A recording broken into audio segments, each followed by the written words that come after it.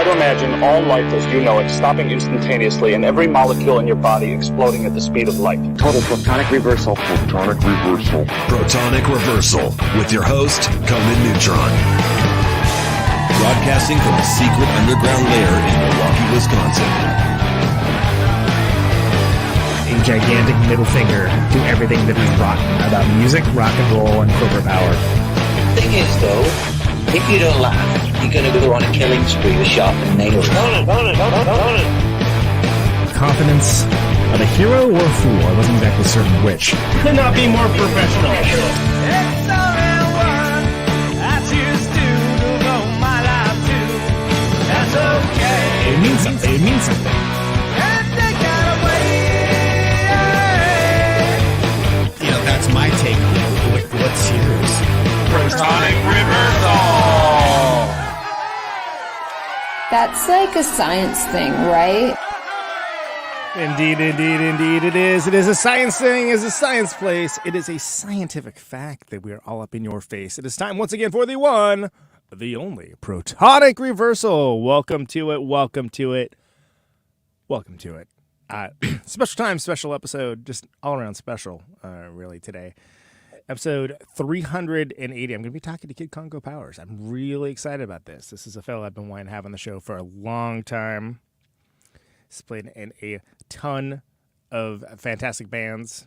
Pink Monkey Birds has been his main line for some time. Really cool, great band. You might know him from all the way back to Gun Club, the Cramps. Have you heard of them? Nick Cave and the Bad Seeds. Just a all-around awesome dude, delighting everybody with his music for years and years and years. But before we do that, of course, I'm going to do this.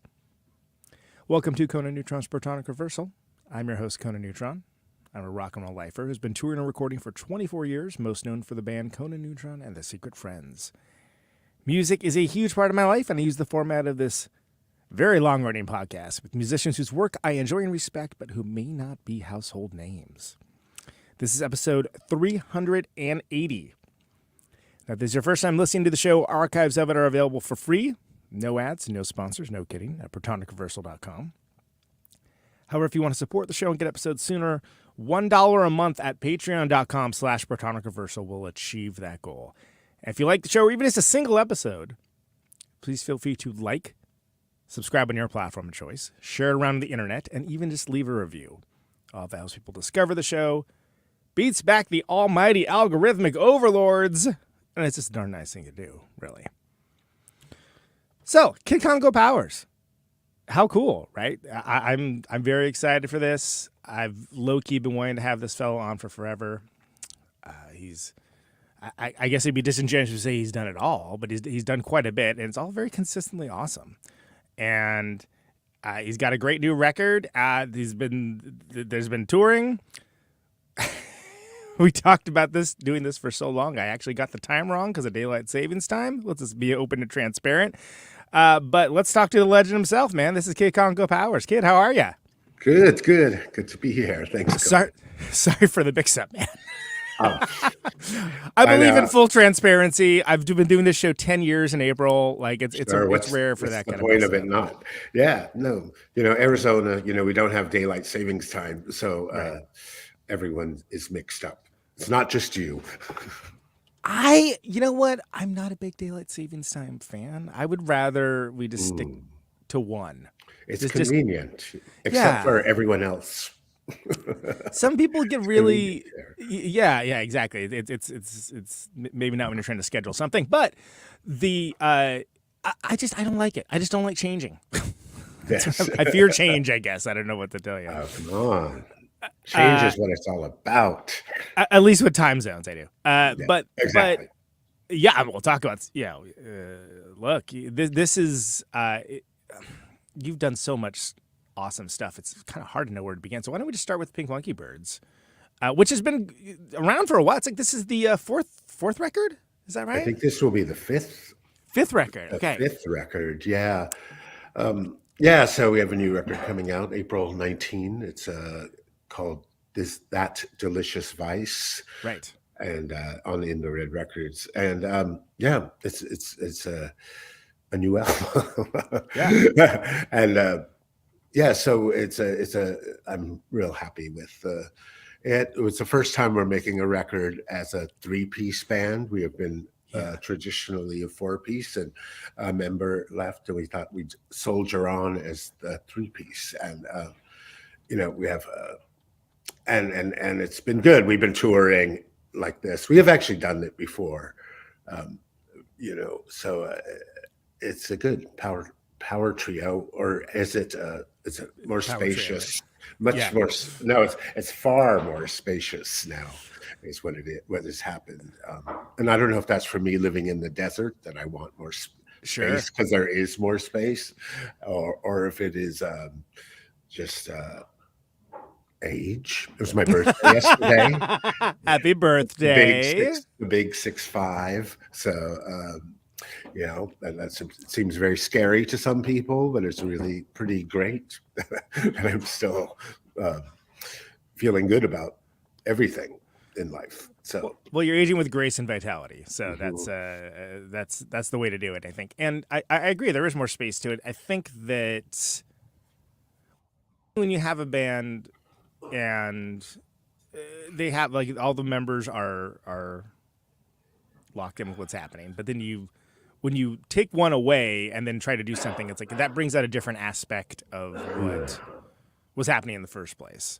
And so, because it is it's different but the same, right? To a certain degree. Yeah. I was just gonna say, and I think the record's cool. I mean, it's an awesome record. I super enjoyed listening to it.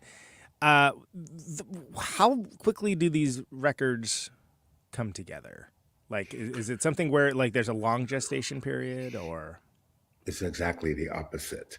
They're all intensively made. We've always kind of worked that way, and that is partially due to the fact that we all live very far from each other in different states. We have Mark Cisneros, the guitar player, is in Washington, D.C. Right. And a drummer, Ron Miller, lives in Lawrence, Kansas. Actually lives in a town outside of Lawrence called Harveyville, population 250. Wow. Yeah, he's way out. And he lives actually in an old high school. Him and his partner, they bought. They bought this high school like many years ago now, and I'm like, oh wow, you live in a mansion that just doesn't look like a mansion. You have a basketball court in your house and a stage and a kitchen the size of a cafeteria and 20 rooms. Nixon's got nothing on that. Yeah, absolutely. Exactly. Bowling alley. So whatever. you have a baseball field. So it's very super cool, and we've actually recorded a bunch of our records there because he had a mobile recording. Oh, cool. There. Yeah, and we made a lot of our early records there, and now but the last few we've been doing here in Tucson, Arizona, where I live now. Yeah, and so how did you come to Tucson specifically? Like what led you? Because you've been someone that you've lived multiple places, you've lived multiple lives, some might say, in different areas. I really like the area, but like, how did you come to Tucson specifically? The simple answer is there's family here. Sure. And I had been living on the East Coast for many years, since the early 90s. Lived in New York, and then I got together met my partner Ryan there, and we then moved to. He had a job. He works in museum education, so he got a job at the Smithsonian at the Hirshhorn in D.C. So we moved there for many years. That ended up being many years, and he got a job. Then we moved to New Haven, so he worked for Yale for a bit, and then the opportunity came to do something else, and we thought, let's do something really drastic and just change the whole scene, Sure, yeah. Because we both had grown up in Los Angeles, so we knew the West. We grew up in the West Coast, but so many years in the East Coast, we've become East Coasters. So we had family here. My in-laws live here, and so we visit like every Christmas time for a week or 10 days or whatever. And so we knew the city. We knew it was beautiful. We knew the nature was incredible. We knew there was music here, and art. It's a city, but a very small city, a very, very close knit community. It's not 250 people, but it's pretty. No, small. it's not 200. Yeah. Only 250 million. But it is. So we knew. We said we can do this. It's good, and so we thought, well, it'd be good to be near family, be in the West. I wanted to see the big sky again. It's gorgeous. Yeah. So cool. And so here we are, going on 5 years now. Well, and it's something where that's such a great place in the winter too. Oh yeah. There's something kind of magical about it almost. Like I can't quite articulate it, but yeah, well, the thing is the summer is brutal. Yes. The summer is, but it's the same as in the East Coast or anywhere with snow. It's like our winter where you stay inside and do all your inside stuff. And you get out of the house, but be home by 9 a.m. or else you'll get incinerated. Yeah. But, it's like literally do not go out during these times. Yeah, exactly. But it's just the same thing. I was like, oh, it's like being snowed in, kind of. Yeah. But you're being sunned in. Yeah. Well, and it's like, well, what is important to you? What are you willing to what are you willing to deal with to do something cool? And to have more space, because it is like cost of living is not as far more bang for your buck. Yeah. And we have a house. It's not our East Village tenement apartment, right? Of course, that we were living in. So it's a big difference with that, and it's cool. Also, I travel really a lot for. I tour a lot. Tour. We're a real live band, so it's a nice place to land. Also, and not be as put upon by big city constraints. Sure. And spend you have a nice actually rest. Right. Exactly. You reach a time that's like you don't necessarily want all the culture in the world. Like I just kind of want to be left alone and hang out for a bit. Exactly. It's like so it's been good.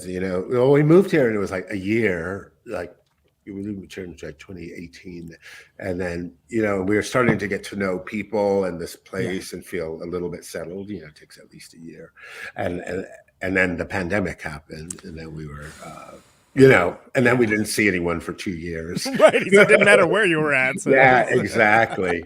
But then everyone moved away who we had known and stuff, so we had to like rediscover the city again once it opened and rediscover ourselves. But the good thing of that was also being away, because I wrote a book that came out. That was the some new kind of kick, right? Yeah. So that came out in the end of 2022, so last year basically, and I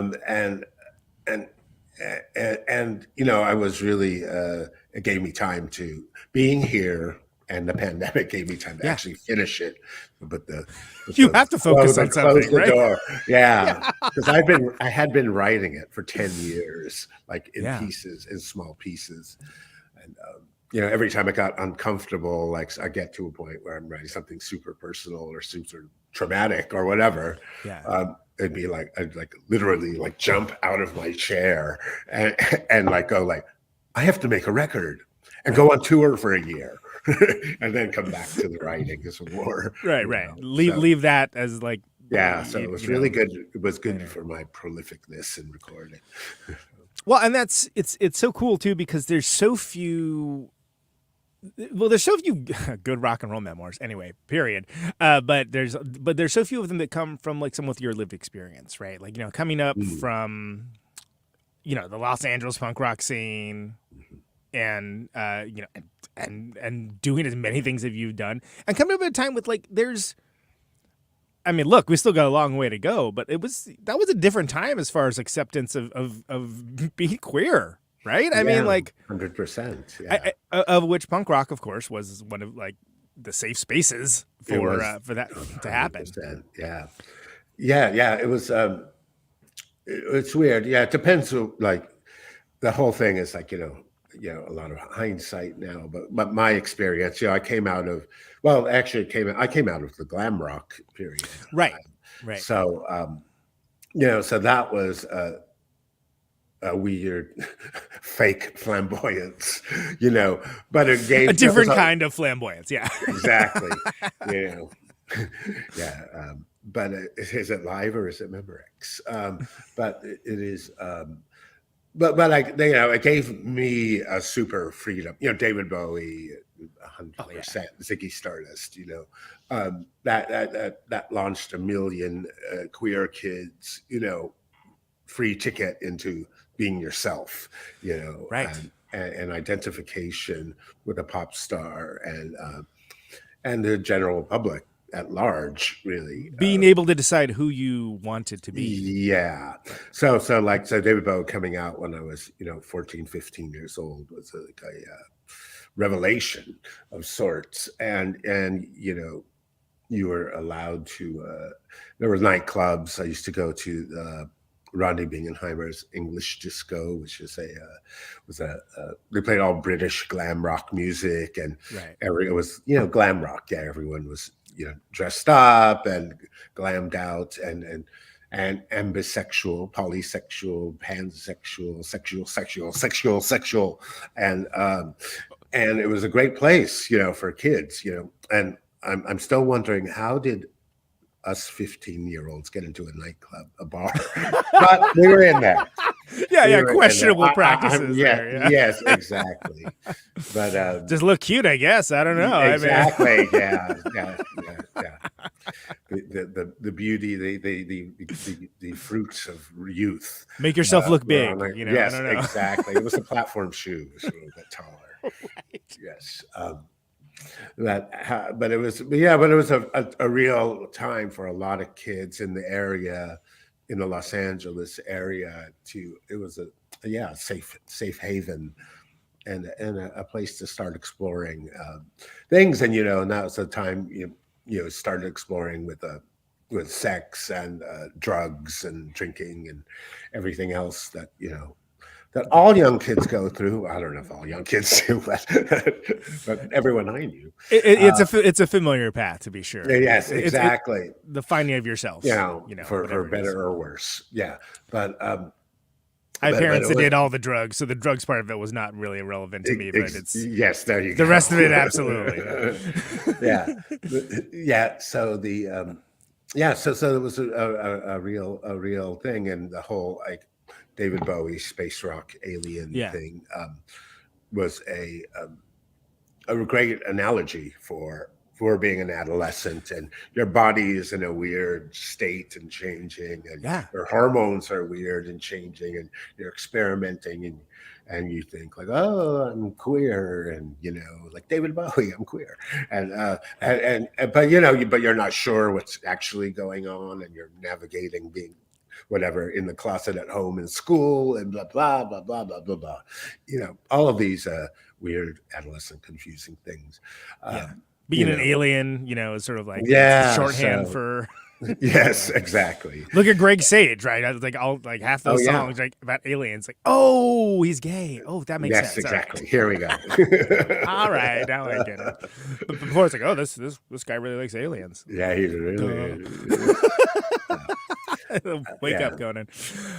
No, but that's such a vibrant time for music too. Like so many amazing bands coming together and happening. I was so stoked to see Alice Bag on Delicious Vice. I was like, oh, that's awesome, because I feel like unless you're watching like what like old punk rock documentaries or something, or you just like it's like I feel like Alice is like one of the great sort of like unsung. Well, that's a weird term. Of course, she's sung. Not as lauded as maybe some of our contemporaries, and it's such a talent. Yeah, she's not Taylor Swift famous. Right, exactly. On what level, right? You know. Yeah, but to do that incredibly seminal and important, Yeah. and contemporary, really. So yeah, actually, it was great. You know, I knew Alice back in the day. You know, back at the dawn of punk, LA punk. Right. Were the Bags already playing? The Bags, were out, and I saw their early shows, and they were fierce. She was, especially her, she was fierce. You know, it was, yeah. You almost thought I better run for my life when she got on stage. You know, exactly. Yeah, absolutely. And who knows what's going to happen? But you know, but we've known each other, but we reconnected like some years back. She has a really wonderful memoir, A Violence Girl, right, that came out like 10 years ago or so. And she came through DC when I was living there, and a book tour, and I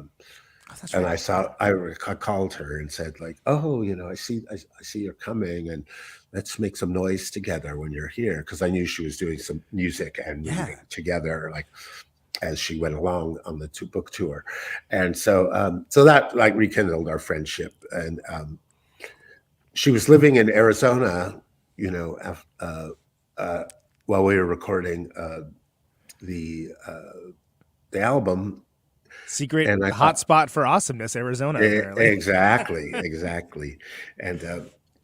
And I said, well, why don't you come down and guest on the record? And she was, and then like 2 days later, she sent me a song. And said, like, okay, this is just the song we're doing. Yeah. And it was amazing. It's an amazing song, Wicked World. And then I sent her a song I had been working on that she also is singing on, and she helped arrange some of it. And so, so it was a really, cool collaboration. And then she came down to Tucson because she was in the Phoenix area, and recorded with us in a very, very hot summer recording session. And it's great, and she ended up, singing some more backing vocals on other songs. And,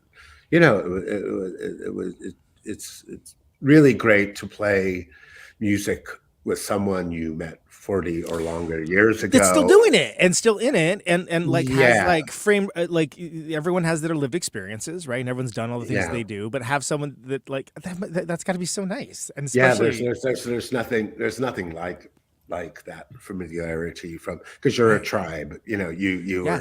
It seemed it was a really. I don't know, it's not desperate, but it was desperate's not the word, but a very important time for adolescents, for teenagers, at the time that whole finding your tribe thing was incredibly important. And the acceptance and openness of the time of the first wave of punk, that it was like spearheaded by many women and very, many, many queer people. And in all areas of not just musicians, but fans, but of artists, artwork, graphics, clothes designers, makeup people, hair, the whole thing. It was art students. It was all. It was a real crazy time and a real melange of mixing of things, all the freaks, nerds, and weirdos, right? Everybody gets to like have a place at the table. Was your tribe. It was your tribe, and there was not judgment, except if you were straight and normal. not sexually straight, but conservative. Conservative. Yeah, exactly. Yeah, well, and there was a time labels were incredibly taboo. Labeling yourself. It was a different world. Anything, anything.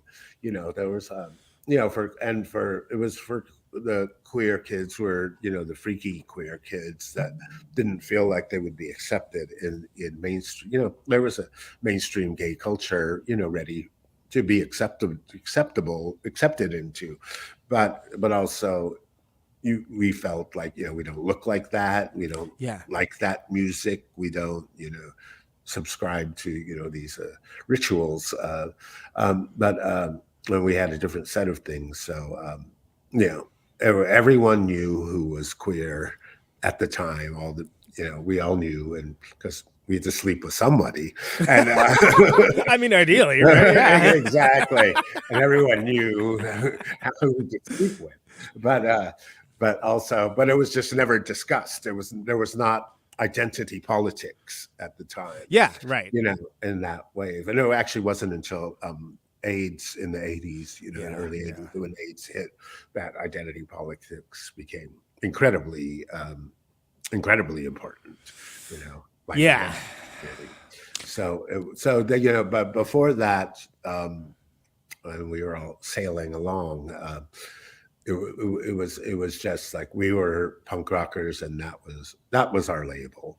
But exactly, and that's something we were rejecting everything else around us. You defined who you were almost in opposition to everything else. Like it was a rejection of this culture that didn't want freaks, nerds, and weirdos.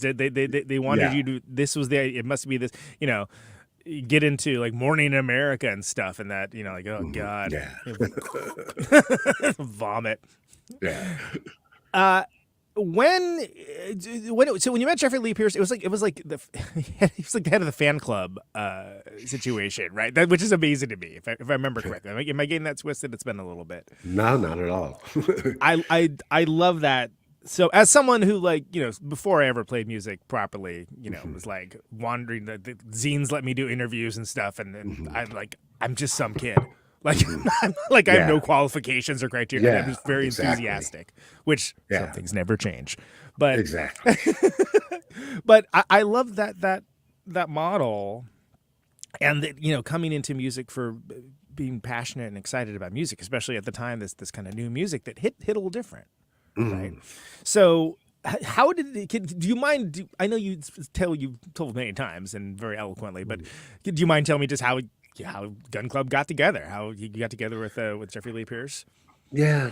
I'm trying to put a spin on it. It's going to be interesting for you, but I'm doing a bad job. Sorry. No, not at all. I mean, it's different every time I think about it. No, not right. Not really. The memory can be like that. Memory, yes, I know. When I wrote my book, I'm like, it's how I remember it.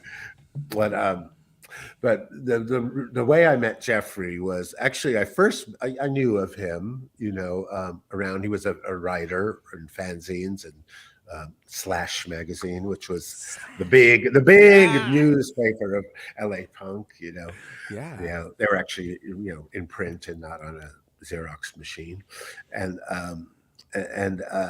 I knew him from that, and I was working in record store, Bomp Records, run by Greg and Susie Shaw, and I was the clerk there. It was a small record store, but they had a lot of imports and a lot of rare records, but they had all the latest British imports and reggae imports, and Jeffrey would come in often and peruse the reggae records to review for Slash magazine. And so we had a kind of, back and forth. But one day we were going to see Para Ubu when they first came to for the Modern Dance tour at the Whiskey Go-Go on the Sunset Strip. And we were in line, because we were always there early because we were the super fans and had to be in the front. Right. It was not worth being there unless you're in the very front. And so he just turned to me and said, hey, do you know, first I thought what a weirdo. He was wearing this white trench coat with his big Deborah Harry badge, and he had weird bows in his hair. I was wondering, and I thought oh, that's that guy. What's this guy's deal? Yeah, what a fucking freak. And but good, but alluring. And he said, and I knew he had a band. I'd seen he had a band called the Red Lights, and I'd seen them play, and I said, he said to me, you should be in a band with me. And I said, well, I don't play guitar. I don't do anything. And he's like, and then I think he said, I said, "Oh, I don't know. What would I do? I don't do anything." And he said, like, "You'll be the singer." And I said, "No way. I'm not going to be a singer of a band. I don't even know. I don't even want to be in a band." You know. And he said, "Okay, I'll be the singer and you can be the guitar player." And I said, "I don't know how to play guitar." And he said, "That's all right. I can teach you this way with the open E tuning, and you just put your finger over, and blues players play slide. And you like Lydia Lunch. You can play that stuff, that no wave style." And I was like, well, if this guy believes I can do it, I should probably just try it and do it. And hence the Gun Club was born, and all charm and confidence and yeah, exactly. And now, again, we're talking about the times where people just would say, "Be in a band," and you would say, "Oh, I guess that's a possibility." All right, yeah. Consider Wasn't thinking about it. Now I am. Yeah. We were going to see Para Ubu, and we had both been in New York and seen the Cramps and the Wave, and we knew that. And just general LA punk in general, that musical proficiency was not the end all, and that idea was king, idea. Yeah. What were you doing that was interesting? What were you doing that? Yeah, and the idea was to mix different styles together, and that's what we admired. Like, we were both huge fans of the Cramps, and and they were, mixing like rockabilly with psychedelic music, and which now is no big deal, but at the time it was unheard of. Like, you thought, like, talk about aliens from outer space. Like, that's over here. This is over there. What are they doing? That's not supposed to happen. And why does it sound like you're in heaven when you hear it? And But then also being kind of too nutso for like anyone into straight blues and stuff. Oh yeah. It was it was someone, these people that didn't fit in there.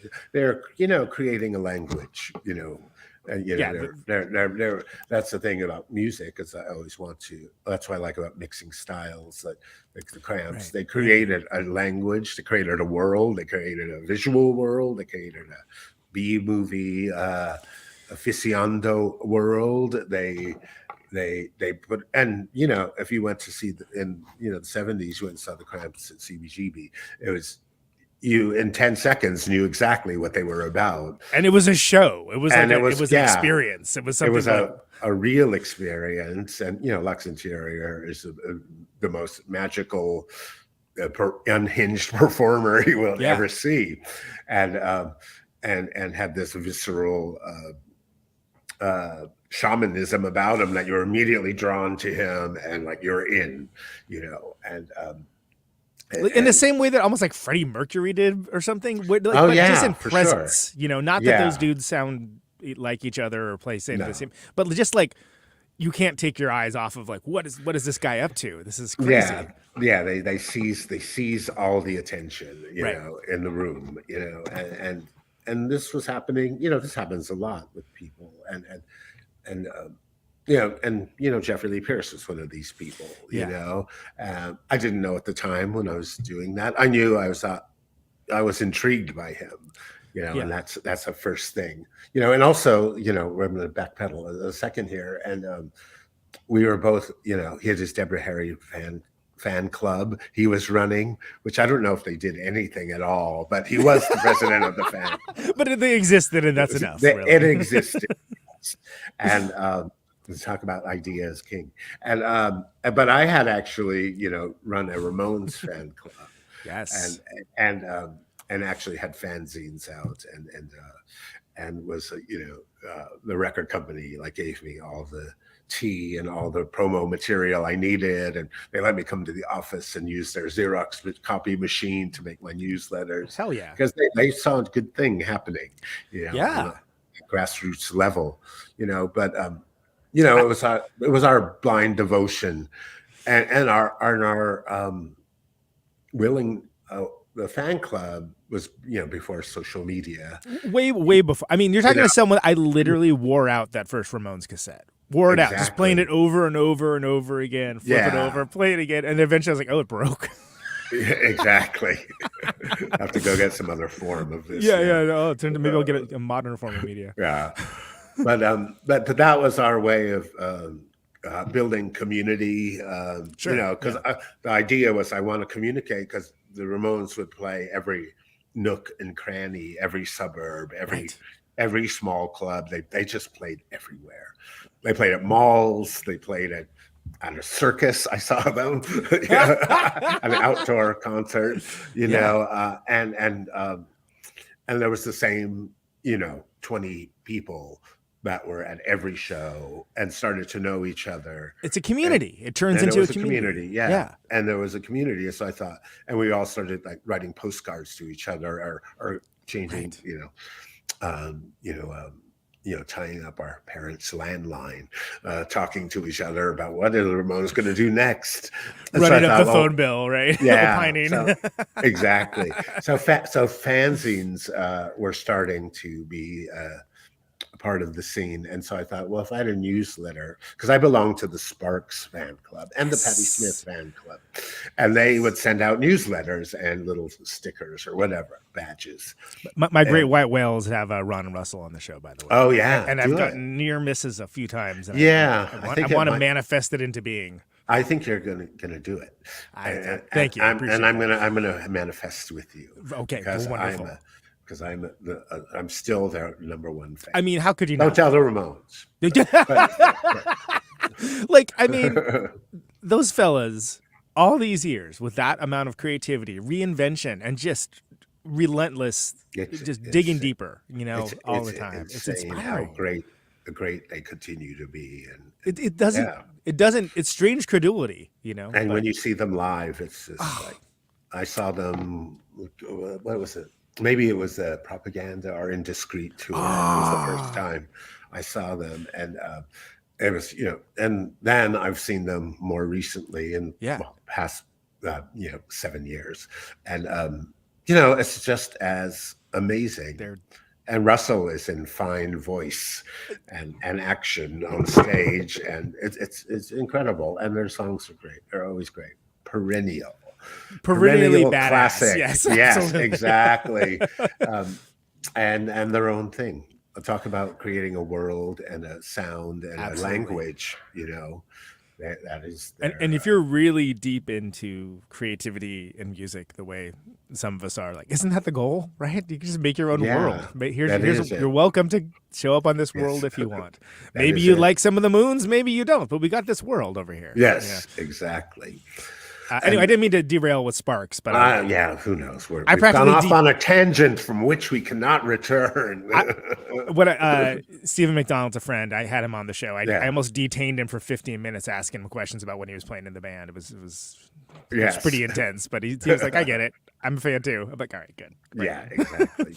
So fanzine world, fan club world, the community. Okay, so that was it. Yeah, and so that was the thing, is that the next step was, when he asked me to be in a band, I was just like, well, that's something I had not considered. I always thought I would be a journalist. Maybe I was going to be involved in music, but not necessarily But maybe I thought a journalist was my way, because I liked writing, and I used to write reviews for my high school newspaper, like for the Ramones Sparks concert reviews, for suburban San Gabriel Valley and Chicano neighborhood, no frame of reference of any kind. No frame of reference for anyone, but they did. But that's the pioneering work, right? Exactly. Then people are like, well, this sounds kind of cool. Let me check it out. Yeah, and the idea was that I thought people needed to know about these things, because it's that passion, that passion of someone that does the zines, that does the writing, where it's like, I know that this is the best thing I've ever seen or heard, and everyone else has to know about it right now. Exactly. Yeah, that's perfectly stated, and that was my whole that's still my whole still my whole oeuvre of things. So we had the fanzines, and that was great, and then the band we started to make some noise and got involved with some other musicians.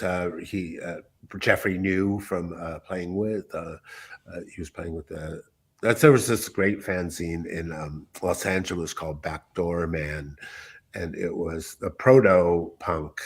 It was between glam and punk, and they were into the Stooges and MC5 and Detroit rock. And first time I heard of Patti Smith was through this fanzine, and they put on concerts with Patti Smith doing spoken word, and they were really front runners, and they'd have like essays on juvenile delinquency and great things, awesome. And I heard of Para Ubu. Yeah. They had a mail-in thing that you could mail for the independent, the first 30 seconds over Tokyo by Para Ubu. Yes. And so, this was a real land, it spoke to me, and it was a world I wanted to go into as well. So so that inspired me also to have I knew it was community building, and it was rewarding of people doing their own thing, of adding something new to the conversation. Exactly. Other than and yeah, so I don't know. I've lost my train of thought. No, that's great, because it's interesting, because I had Keith on. Keith Morris. Oh yeah, some years back actually. Yeah. But I remember, it was important to him that he mentioned that that he suggested the Gun Club, which of course is one of the he did band names. 100%. He didn't suggest it; he gave it to us. Yeah, it was like, well, that's a great band name. That's so many. Like, look, there's some elegance to a terrible band name, don't get me wrong, but the Gun Club is like, ooh, what's that? What does that sound like? Exactly. That's crazy. Okay, cool. Yeah, it hit the right points, and then who knows why, but it was strong. Yeah. You knew that, and dangerous. Yeah, it sounds exactly. It sounds most like important. Watch your step around actually, them. They're the Gun Club. The name we had when Keith first saw us, because Keith and Jeffrey were tight friends. Yeah, they were good buddies. Yeah, and we were the first name we had was the Creeping Ritual, which was a little bit on the gothic side. Yeah, kind of. Although we thought it was more, Dr. John the Night Tripper, Greeky gumbo. Sure. Yeah. But anyway, so Keith gave us a few names, some of which are unmentionable. Way too dangerous. Right. But the Gun Club was great. And actually, Jeffrey traded him the song Group Sex, because Jeffrey wrote a song called Group Sex. That's right. Yes. And so at the same time, he gave that to Keith, and Keith ended up making a song called Group Sex, which was based on the Jeffries, and is also the first record and kind of one of their tentpole songs. Exactly. So we both benefited greatly from this bartering system. By the way, Circle Jerks, one of the first punk rock bands I ever got into. So respect. I'm definitely not trying to 100% do anything but put respect on Keith Morris's name. Like that's again great and so amazing, fun. amazing dude, and hilarious. Oh, that's deeply hilarious. Yeah, and right on, so right on. So tell me, okay, so then that's the early side for Gun Club. You knew Cramps. How does it come to that you join in with them? Can you explain that? Lord knows. To me, it seems like the circus comes to town. It still seems a little impossible that it even happened. But what happened was I was a fan of the Cramps, and I saw them in New York before they came to LA, and then when they came to LA, I was able to be friendly with them, and they had just moved to LA, and Brian Gregory, who for all intents and purposes was almost the face of the Cramps at the time, a big character in that, and just amazing weirdo and guitarist, and but he left the band, and they decided to move to LA, and they were looking for a guitar player, different people tell me that they were the person who told them to get me in the band. but I believe it was Bradley Field and Christian. Bradley Field, who was the drummer in Teenage Jesus and the Jerks, who was partners with Christian Hoffman, who was in the Mumps, of which who I knew in New York, and they said, go check out this guy. He's a fan you have met, and he's in this band called the Gun Club, and they're a little bit of a Cramps spinoff, and they have a song about Ivy even, and, right. You know, and so they came to see us, and you know, Dave Alvin tells me he's told them, and a few other people have told me. Dave Alvin of the Blasters, yeah. And then a few other people told me. No, it was me. So maybe a lot of people were. Maybe it was a diaspora. Yeah, exactly. It takes a village. It takes a village, and I'd been playing guitar for 1 year, so at the time, so basically could not play guitar, and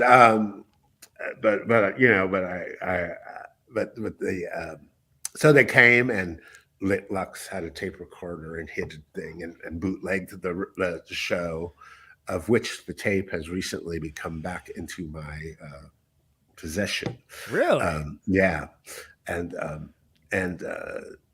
so anyway, they a few weeks later they gave me a call and said, like, will you talk to us? And I said, of course I'll talk to you, whatever. And they came over with all business and said, like, well, you want to play guitar in the Cramps? And I was like flabbergasted, of course. And I said, well, yeah, sure. Like, what do you want? What do you expect? You know, should I go come to an audition? And they said, no. And I said, well, what should we do? And they said, we have one question for you. I said, what? They said, what are you willing to sacrifice to be in the Cramps? Whoa, Then I thought about it, and I said, like, what, like quit my band or leave college because I was going to school, or relocate, or like something like that? And they said, no, nothing like that. They said,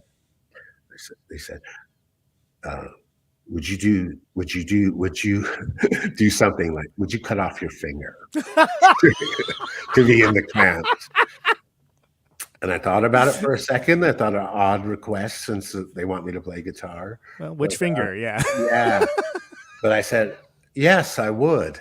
And they said, okay, then you're in the Cramps. And that was that simple. And they let me keep the finger. Yeah, I was going to say, I guess if you like one of the lesser fingers on the picking hand, maybe, then you're still in one of the greatest rock and roll bands of all time. I thought I'm playing an open E. Yeah, you're playing open tuning. One finger. Slide. You know. How many do you really need? I Exactly. guess. So that was amazing. That. Yeah. Well, and that started a whole other world for me. Of course. And then, so now you're playing with not just one, but two of like the most iconic, interesting, amazing figures in rock and roll. Because Poison Ivy, of course, no slouch herself. Jesus. No, oh my God. She was my main teacher and mentor, really, of that. And she gave me a Univox Super Fuzz to play, because in the Gun Club I just plugged into the amp and turned it up as loud as it could go. That's how you played. I had no idea what a foot pedal was or anything. Yeah, what do you do? There's a switch on this? What's that or for? How to tune a guitar or anything like that. But tuning, what is that? Yeah, what is that? Is that for rock stars? I don't know. Yeah. So it was I had to learn a few more things, but it was great. They were very patient. They had great, amazing ideas, and I think one of the reasons I was an unconventional guitar player, and that's what attracted them to it. That's an asset, sure. Yeah. And and they, Ivy said, well, just think of the guitar part like a horn, you squawk and punctuate, and then you let loose with a wail sometimes, and that was kind of I was like, okay, that makes sense. That makes sense to me. and I can get with that. And I worried very hard about how am I going to remember all these 3 chords that so are much in every to handle. song, Right. that are each song. But I remembered them, and but that started a whole thing. That was the first time I was in a recording studio. Yeah, Psychedelic Jungle, right? That comes up like pretty soon thereafter. Very soon. So recording studio. My first shows were like at the Lyceum Ballroom in London, and it was insane. It was suddenly I was thrust from 10 people who were actually the girlfriends of the band, and a couple of people from other bands in the audience to like playing in theaters and big clubs in America. And it's a different world. It and expands your world stage, considerably. Yeah, and having a roadie, which has long since gone to the wayside. Yeah, but it's nice. But at the time, it was the 80s. Right. Well, sure. There was stuff. There was money around, and then. But anyway, so the Cramps to me were big rock stars in the sure. dealing in the big leagues, and so it was a whole education of being a working musician and doing things like making records and going on tours, and suddenly I'm thrust with these people who I don't really know. Like the Gun Club, I knew all the members, were my local friends and everything. But then suddenly I'm thrust into this other whole crazy world. I mean, insane shows, insane. Right. But it was great. I didn't realize it was any different than any other band. that it could be any, exactly. Yeah, exactly. The way it always is, yeah. So, that was, and so, that was incredible. Well, and that's such an interesting era too, to be doing that for a number of reasons, but also like with the Cramps. I mean, I feel like half that album, of course, are Cramp songs, and the other half is like, let's take all the weirdest, coolest, most obscure. Nobody's ever gonna find this, especially 1981. No one knows this exists, kind of stuff, and then reanimate the corpse like Frankenstein. Yes. and put our own spin on it and make something like really cool out of it, because like some of this stuff actually was awesome and never got to see the light of day. Yeah. So you get a little bit of almost rock and roll history, weird rock and roll history, like Crash Course. Oh, like I said, it was in my university, Right. I had to quit college, but they educated me in a very specific and mostly unusable way. And yes, exactly, just like college.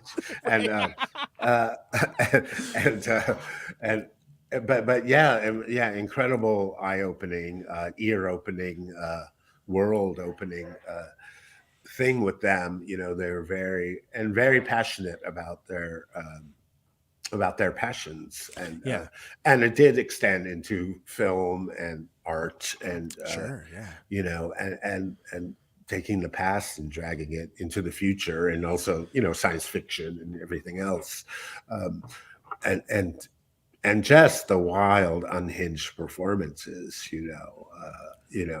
I mean, we keep it down. I got to go wild on the guitar, and Nick Knox, metronome of sorts. Wild, underrated, sure. Yeah. Absolutely. Oh, amazing drummer and amazing to play with, and cool as a cucumber.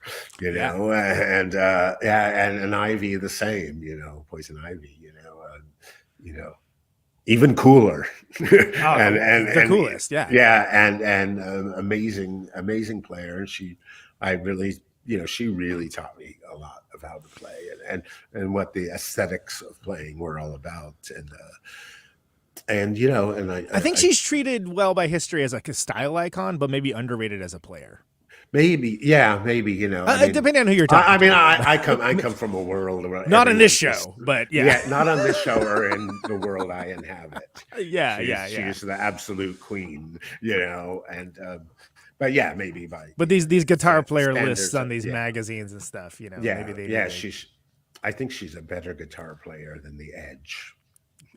Yes, 100%. No, and like a player coming from a world that, like, what if Link Ray was like the biggest thing in the world, and like the Sonics, and like, you know, all this like Yeah. rough and rowdy stuff. What would be the next iteration? The sci-fi iteration of this, you know, like that's also kind of got that weird retro she's a horror part of a vibe. she's part of a legacy of those people. Yes, absolutely. She is the legacy of Link Ray, you know, 100%. You know, she is the legacy of the Sonics. You know, yeah, absolutely. You know, and well, the Cramps are, right. but specifically, not just Ivy, but Ivy was a huge part of the sound, obviously. Yeah. It. She was the musical director. Yeah. And so so that was, you know, great in many ways, and then, you know, as time went on, became restrictive in many ways, because they have a very strong vision of what a strong ethos, a strong yes, and so there wasn't a lot of outside creativity coming in from from me. You know, I realized, oh yeah, I'm the kid, I'm the guitar player, the new guy, and I'm doing what they're going to tell me to do. Yeah. You know, that's what you're there to do. They give me, right. and you know, and although it was very free form, a lot of the way I went in, and they, you know, tolerated a lot of what I did, but they also were very specific, and the whole thing of, and they were also very reclusive people, you know, and very guarding of the magic they created, which is good. I think people need to defend that, and I'll say that, you know, I'm going to jump ahead, but. You know, people like Jeffrey Lee Pierce, as I call the big three who I played with, Jeffrey Lee Pierce, and the Cramps, and Nick Cave, all people, incredibly strong vision of what they're doing, right, and not going to pander to any other outside influence. And this was the thing, you know, all of these people would defend, you know, their music with. With fists having come to it, and fists and knives, you know, and what it is, not versus what it was too. Yes, like, that's an important distinction that I think people. It's like, well, people look back on things now like, oh, those records are great, cool. Well, you think that now, years and years later, but at the time, it's like, no, that is not what anyone was looking for at the time, and it was not. Not just that was the case with a lot of bands, right? If you're pushing forward and doing new things, 100%. Then people, every once in a while, people will be immediately along for the ride. Yeah, but sometimes. That was like, well, if you think of the Ramones or you know, anyone like that, even maybe early Patti Smith, like, oh, that caterwauling, right? You know? Terrible. Yeah, exactly. Yeah. That's not music. Come on, what is this? So okay, before we get off of the Cramps, because we could just have a Cramps podcast. Don't get me wrong, but I was so pumped to see Goo Muck in the Wednesday show. I was like, holy crap, are TikTokers going to learn about the Cramps now? And lo and behold, that's exactly what happened. How did that come to your attention? Because well, I just heard about it when it came out, of course. Yeah. Did you know it was happening beforehand, or? No, I'm not privy to any of that. That would have been Drew Ivy, who I do. Yeah, I'm still friendly with, but I haven't spoke to her in quite a while, and so that was, you know, surprising, you know, and very welcome, you know, that was maybe one of the very first songs I ever recorded. Yeah, you know, and you know. Those are my chords, the opening chords, you know, and so it was a very proud moment. And, you know, thank God, you know, Tim Burton had the vision to include that, or whoever's music supervisor is. But it was perfect. It was absolutely, but it was really perfect, and her dance was great, and I was very proud, you know, as a Chicano Chicana was dancing to it, you know, and making it famous, and you know, Jenna Ortega, and so it was lovely, and then suddenly to have a lot of attention from kids, you know, right, a whole new generation basically finding out about it, and you know, the whole thing is that well, when that was written in the 50s, that was a teen anthem for the times and for young outsiders at the time. And then in the 80s, when the Cramps re-recorded it, it was again for those young outsiders to revel, as your anthem. And now it became an anthem again for the current generation. So that song, I'm happy to see it live on, and do its job as of representing the weirdos and outsiders and the goo mucks of the world. Yeah, and every so often there's like these small little windows where something breaks through, and it's like, oh, cool. Yeah, exactly. and you always hope that there's like, some kid somewhere that's like, wow, what's that? What's that? Let me look into that. Well, it is. I will tell you, it really is, because a lot of my friends my age all have kids who are young teenagers now. Oh, sure. And they were all calling me up and writing to me saying like, oh my God, my kid is going crazy for goo muck. And, in France, in Scotland, everywhere, people are saying like, finally, because I got to say like, oh, that's my friend. I know my friend Kid plays on that. I know that, they're my friend. They said, finally, you made me cool with my kid. Like, this song finally made my kids go like, oh, maybe you were kind of cool when you were young. Yeah. Having no idea of what they probably got up to at the time. Yeah. Well, and sure. The music, yeah. and their old fogey music. Right. Old fogey punk music. But yeah, through the lens of, and it's so funny because like so many, with music especially, the music of rebellion for one generation becomes staid and boring for the next.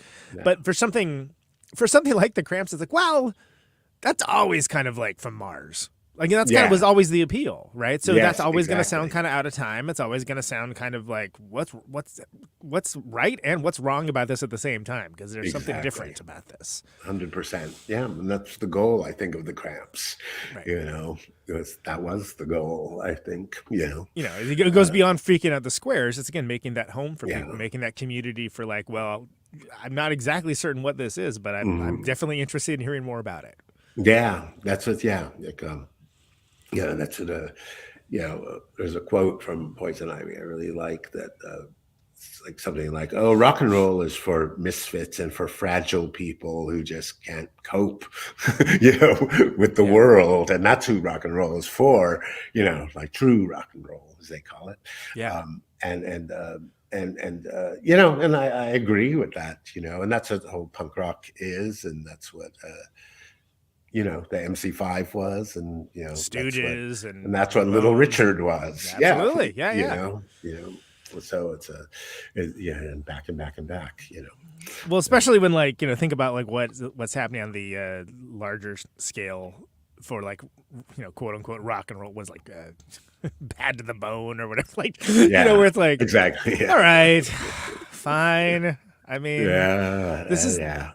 This is like proto music for people who like to drive around in trucks, but okay, fine. Exactly. The danger and the welcoming nature to the weirdos, is not there, and that's like what eschews mainstream success, except for these weird windows, usually ends up being the kind of stuff that ages well because of that, because it's always going to be a little bit off in a good way, Yeah, just like me. Yes, exactly, like us. Okay, so fantastic.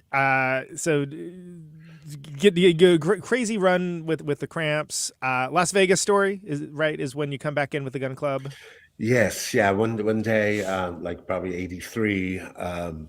My time with the Cramps came to an end, and then I was sitting at home, stoned out of my mind. With nothing to do, and I got a phone call from Jeffrey Lee Pierce, sounding a little frantic, saying, "Well, I'm in Australia, and half the band quit and didn't get on the airplane. So me and Patricia are here. Patricia Morrison are here, and we have a tour to do." and would you want to come and play with us and get on a plane tomorrow and come? And you're high when this happens. Yes, and I said like, oh well, I'm not doing anything else, you know. Check my watch. but I was very glad to reconnect with. I mean, me and Jeffrey. It's funny when I got into the gun. I told Jeffrey I was going to be in the Cramps, and they said I have to quit the band, and I was, whatever. And he's like, should I do it? And then he said like, oh, are you insane? Of course you should do it in the Cramps. Like, see, that's a good friend. Without missing a beat, he's like, just get us some shows when you play supporting the Cramps. I'm like, I'm not even out of the band yet, and you're already like. I'm trying to leverage favors. Good on him too for that too, though. Hey, exactly. So, game respect game. Yes. So he called, and I said, of course I'll come, and it was great, And we had a makeshift band with Spencer P. Jones, who's in this great band, the Beast Suburban, of course, yeah. And Billy Palmer from a band called the Johnnies, and so we had a makeshift band, and we made it up on the spot, pulled it out of our ass. There were songs, and the Gun Club had been very popular there. The Fire of Love and Miami albums were super popular. It had connected with Australians, and so we had great audiences and just completely chaotic, great shows, and all over Australia, and it was, it was great. We met all the bands, we met everyone. Right. Yeah, I think the Saints were already in England, but we met Kim Salmon and the Scientists, the Beast Suburban, the Hoodoo Gurus, and was Stu in Beast Suburban at that time, or is that at that point? He might have been. I can't remember now. It's like, I think I should know. Is he on the first record? I think it's like 84, 85, yeah. I think. Yeah. We were there in 83, so maybe it was right before. Yeah. Yeah. I don't know. Anyway. So nobody cares. Moving on. So yeah, here we go with our nerdy minutia. Right, exactly. Oh, well, which era of Beast Suburban was that? Who would have been in that lineup? My God, inside baseball for like we've nobody. lost our minds. Exactly. Yeah. Literally, no one cares. Yes, no one. Yes. Peace and love. Anyway, no. So again, very vital time in Australian music, right? There's a lot of So it was a really thing, and I've gone back several times, and it is still lore that tour, and because we were one of the first international punk bands, post-punk bands to really tour and come and play, and connect with people, and boy, we had a wild time. And but then that just started me being back in the Gun Club. He actually, at that time, Jeffrey already had some of the Las Vegas Story songs that we were playing. Yeah, I learned there, and so we came back and recorded the Las Vegas Story. Really, probably in 1984. So within a year, and I will say that this. We were on, Jeffrey was on Chris Stein's label, Animal Records, and which was a subsidiary of Chrysalis, which Blondie was on. So it was his imprint on. Thank you. I'm trying to think of the word imprint, but it was imprint. Yes, some industry speak there. Right. Oh, it's his imprint. Yeah. Yes. So imprint that dropped that. But it was. We had the facility, the machinery of Chrysalis, kind of, a little bit the lower rung of machinery, but the machinery nonetheless. But so we got a producer, Jeff Irick, and a budget, an actual, not a big one, but for the Gun Club, a bigger budget, and maybe a day or two longer than 2 days to make a record. And, that's not punk. How dare you? Yeah, I know. So that's great. And we're very proud of that. And it was a time that Jeffrey picked up the guitar again. And so there's a lot of Yeah, because he was more guitar. like singing. He'd taken more to just singing. There wasn't really a lot of guitar playing Right. for him on the first 2 records. On the records, yes, but not on live. Not live. Yeah. And so, but this became a conscious effort to have 2 guitar players. And so, me and Jeffrey's chemistry, we knew it, and we knew what worked about it already. And he's actually the person who first taught me to play guitar. So, we have that. And it's interesting coming back to that, right? Because again, someone conscripted you into doing it practically. Yeah, but we came and you back. learned all this other stuff with the in the meantime. Yeah, in the meantime, we had both made records and gone on tours around the world and developed on your own. Developed, and we were, we were able to know what to do, and we knew the language of what that was, of what that dance was, of making records and going on tour, and that was a goal, and what's going to happen, and so Las Vegas Story, for again a very different record from the other records that they had made, and that's also what I was very proud of and still am proud of with the Cramps, is that Psychedelic Jungle is the one record that's very different from their other records. It's a slower, grindier sort of sound than the burn 'em up rockabilly, more revved up kind of stuff. Revved up thing. So the Gun Club again, and even like the first track, Walking with the Beast, very different. I really brought that. I brought my fuzz pedal with me, and feedback and different things, that were not really big elements in the Gun Club. Well, you have like that, like Eternally Is Here. It's like kind of country blues. Yeah. Kind of, like there's a whole. It's doesn't present like a punk rock record. No. I mean, My Dreams is like kind of like more like almost television. Yes, very television influenced record, very Verlaine Lloyd influenced. Jeffrey was definitely, he wanted to wear his influences on his sleeve, and not be afraid of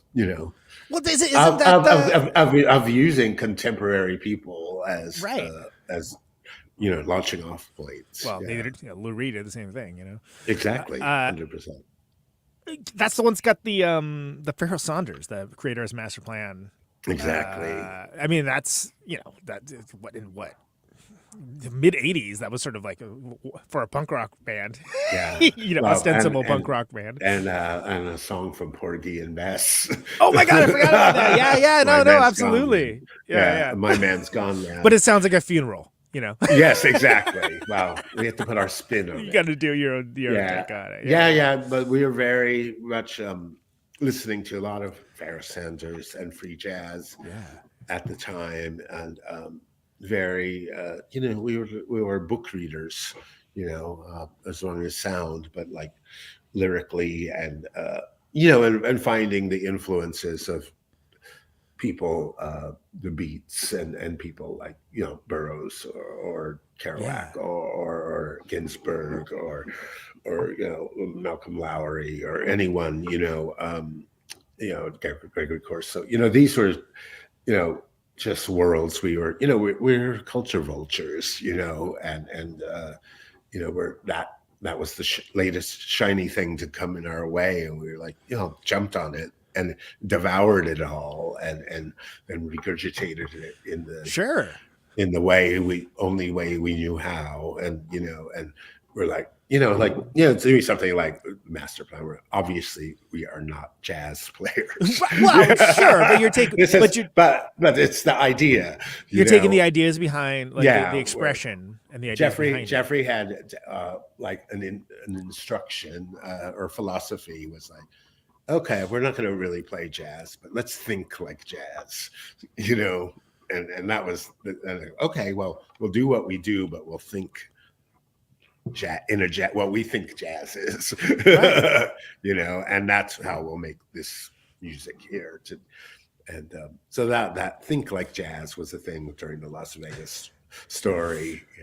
Well, I like that you're bringing books and stuff into it too, because for me, like finding things like Burroughs and like Hubert Soba Jr. and stuff like that, that was just as important as like the music at the time, Yeah. because again, I think cultural. Well, we don't have a monoculture anymore. It's all a bunch of balkanized.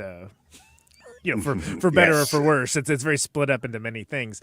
But before it was so easy to just be overwhelmed all the time by everything. It's like, no, you got to let's find. All right, what weird stuff goes with this? Okay, these books do, and these movies do, and you have to go to the Revival House and see that Jean Cocteau film. Exactly. Did you see the see Fitzcarraldo? It's nuts. They put exactly. A boat goes over the hill. It's crazy. Or even Apocalypse Now. Oh, sure. Or Alien.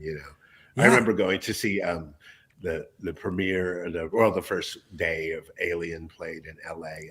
and the whole of punk rock was there. Darby Crash, everyone. That had to be there, incredible. But these were our touchstones. Of even mainstream culture. And that. Alien, that's for us. Yeah, Blade Runner, right? I mean, Blade Runner. Like the movie that started an entire fashion trend. Yeah, and then and then underground midnight movie culture as well. Like John Waters and John Waters, huge influence. Absolutely, yeah. On all of that, and then I was also at that time in the early gun club. I was friends in the first punk scene. I was friends with a band called the Screamers from LA. I've had Paul on the show. Oh, Paul Rossler, and I interrogated him, and he fully knowing full well. He's like, look, I was an add-on. He's like, I know, but I'm still gonna interrogate you about the Screamers. But you were there. You were there. Can you tell me all about it, please? Yeah. Yes. And so, I'll tell you about it. So when I was in my fanzine days, and so I actually had a fanzine, fan club fanzine for the Screamers. Oh, did you really? Oh, that's awesome. Yeah, and for people who are listening, the Screamers were because you might not know, because the Screamers were a band in the earliest punk days, 77 in LA, and they were all synthesizer band. Yep. Amazingly innovative, and they were the LA Devo or the LA Suicide or some. And Tomato de Plenty was like one of the greatest performers ever. And also coming out of queer culture, he had been in a movie of the Cockettes, and great friend of theirs was Fayette Hauser, who was one of the Cockettes, and the female Cockette, and came from New York underground drag cabaret world, theater of the absurd, and earliest, before CBGBs had bands, Tomato and his drag acts were playing there, doing things, and they're actually some of the people. They found the Ramones and said like, "Oh, you need to come play with," or they were there when the Ramones came to audition. Amazing. And then they said like, "Oh, from now on, you're the band we're playing with." We're on the same. So Tomato comes from punk and from underground theater and queer resistance, really, and was amazing in the Screamers. So anyway, they're super seminal. They were a sensation in Los Angeles. Sell out the Whiskey A Go Go multiple nights, and never recorded. And that's the only reason that. Yeah. I mean, true heads know, of course, but I feel like they almost for a long time were like written out of history just because there was no. Yeah, there was no. Yeah. Well, there was that. Was it Target video? What was there was a Target video, and they made some demos which have seen the light of day. Now they have, and thanks to a lot of the championing of people like Jack Rabbit and stuff like that, where it's just like, oh yeah, exactly. let's do what we can to remember how great this band was, and they decided and they bet wrong that let's not make a record. Well, turns out they were like, if you did. They were a little too forward thinking. Right. It would be great now. The video was going to be their medium, but that was before MTV even existed. So now they would have, that would have been perfect now. Exactly. But like they were a little too ahead of their time. A little too bad. But anyway, very seminal, very great, and also I learned a lot from them. Yeah. and Killer band, yeah. from hanging out with them and their music. They listened to krautrock and they had Neu albums and the German version of the Kraftwerk albums and Nico, and then Broadway show tunes. It was like a real right. The Name Game by Shirley Ellis. These were all a whole smorgasbord. Of great music and yeah. So talk about more visionaries who I was attracted to. Speaking of which, how about Nick Cave? How about that? Okay, talking about visionaries. Yeah, and also another guy still at it, still doing vital stuff. Oh yeah, amazing. Still, he has not betrayed the muse. So it is. Well, I was a fan, obviously, and I had met Nick, and I'd seen the birthday party. And, one of my favorite bands of all time, by the way. Yeah, who are if you ever saw that, you would never forget it. It was something else. And but I was the Gun Club. We decided, me and Patricia and Jeffrey, we decided we were going to move to London because Europe was more friendly to the Gun Club. And we thought, we could work here regularly and it will be a good move for us. And there's a lot of support. And we moved there, and then immediately the band broke up. We're going to have this great plan to be near work, and then we can't stand to look at each other anymore. Yeah. And so we embarked on different things. Me and Patricia had a band called the Fur Bible, right, which was our goth band, and it was very short-lived, one EP only. But and then Jeffrey did some solo records. But anyway, so I was like a little bit at loose ends, and I was hanging out with some. The Bad Seeds were already going, and I was hanging out at a friend's house. They had a boat house in the Chelsea Wharf. These two sisters, Chris and Cess Johnstone, and they let bands stay there, like friends of theirs, which were the people of the Bad Seeds and Neubaut and so it became a little bit of a party central, like small. And so I was there one time with Mick and Nick, and we hit it off as friends. And they had seen For Bible, and they obviously knew the Gun Club. And Jeffrey was very good friends with Nick already. Jeffrey was friends with Nick, and so they just one night, very much like the Cramps thing. Or the call from Jeffrey from Australia, they just were like, well, we're going on tour and Barry Adamson's leaving the band, and we're thinking of Mick moving to bass and we need a second guitar player. Would you want to do this tour? And I was like, of course, what an honor, and so that, and so like shortly after that tour, they said, well, we're going to make a record. Do you want to play on the record? And I was like, yes. And so I thought, like, well, I should just move to Berlin, which was the 80s, the West Berlin. And plus, I was nomadic anyway. I was not in my country of origin. And I thought, like, okay, well, the Gun Club is broken up, and the Fur Bible is broken up, and it didn't really work out. So, I'll go to Berlin, and that it was that kind of thing, it's who you know, and not who you blow. But it was good, that's the way things seem to happen quite naturally. People admire other people and they're playing, and again, the Bad Seeds was a cast of very different kind of players and very different people who had everyone in the band had their own cosmos that they existed their own sensibility, already. Sure, yeah. And I think that's what Mick and Nick liked about the idea of the people they picked to play with them, rather than just willing subjects. Everybody brings what they bring. They bring a special flavor to it.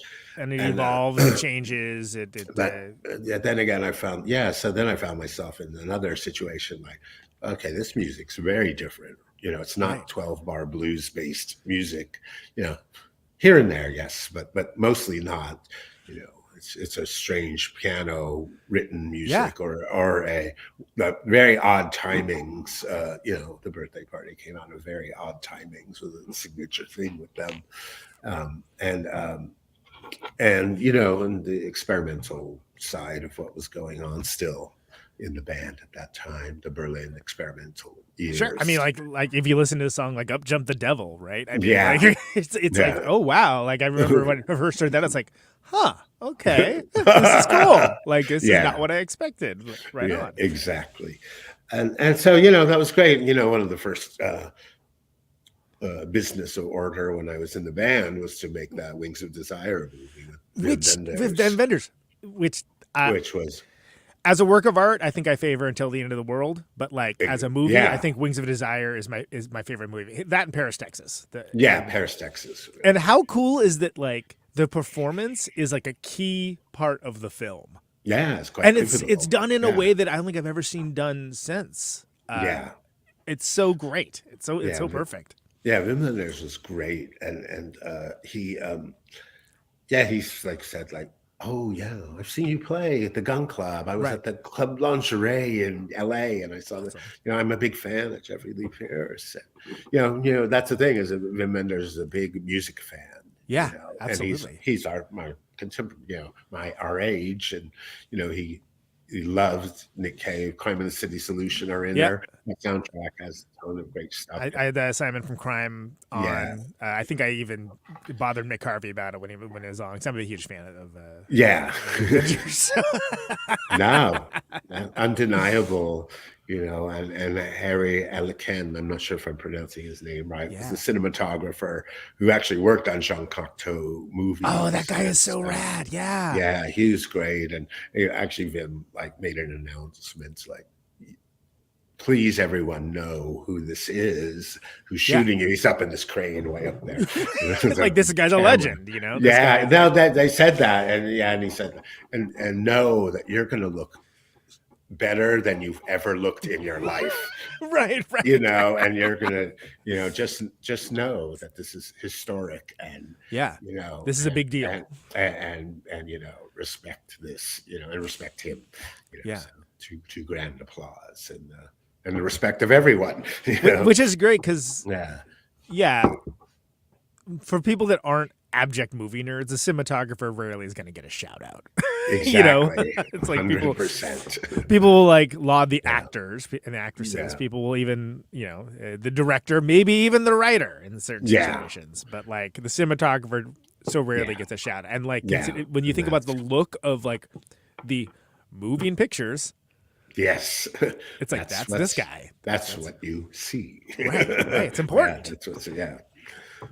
So that was great. So that and I had a whole Berlin experience and the Bad Seeds, amazing players and it was really very much like Nick and Mick mostly wrote all the songs. It was but very free time, very like, okay, it's your turn, kid. Do your kid thing, and there was little direction. I'd always ask for direction and get some smart ass Australian comment back. Sure, Like, what is the mood? Like, the mood is gloomy. No, but that's super helpful. Great, thanks. Thank you.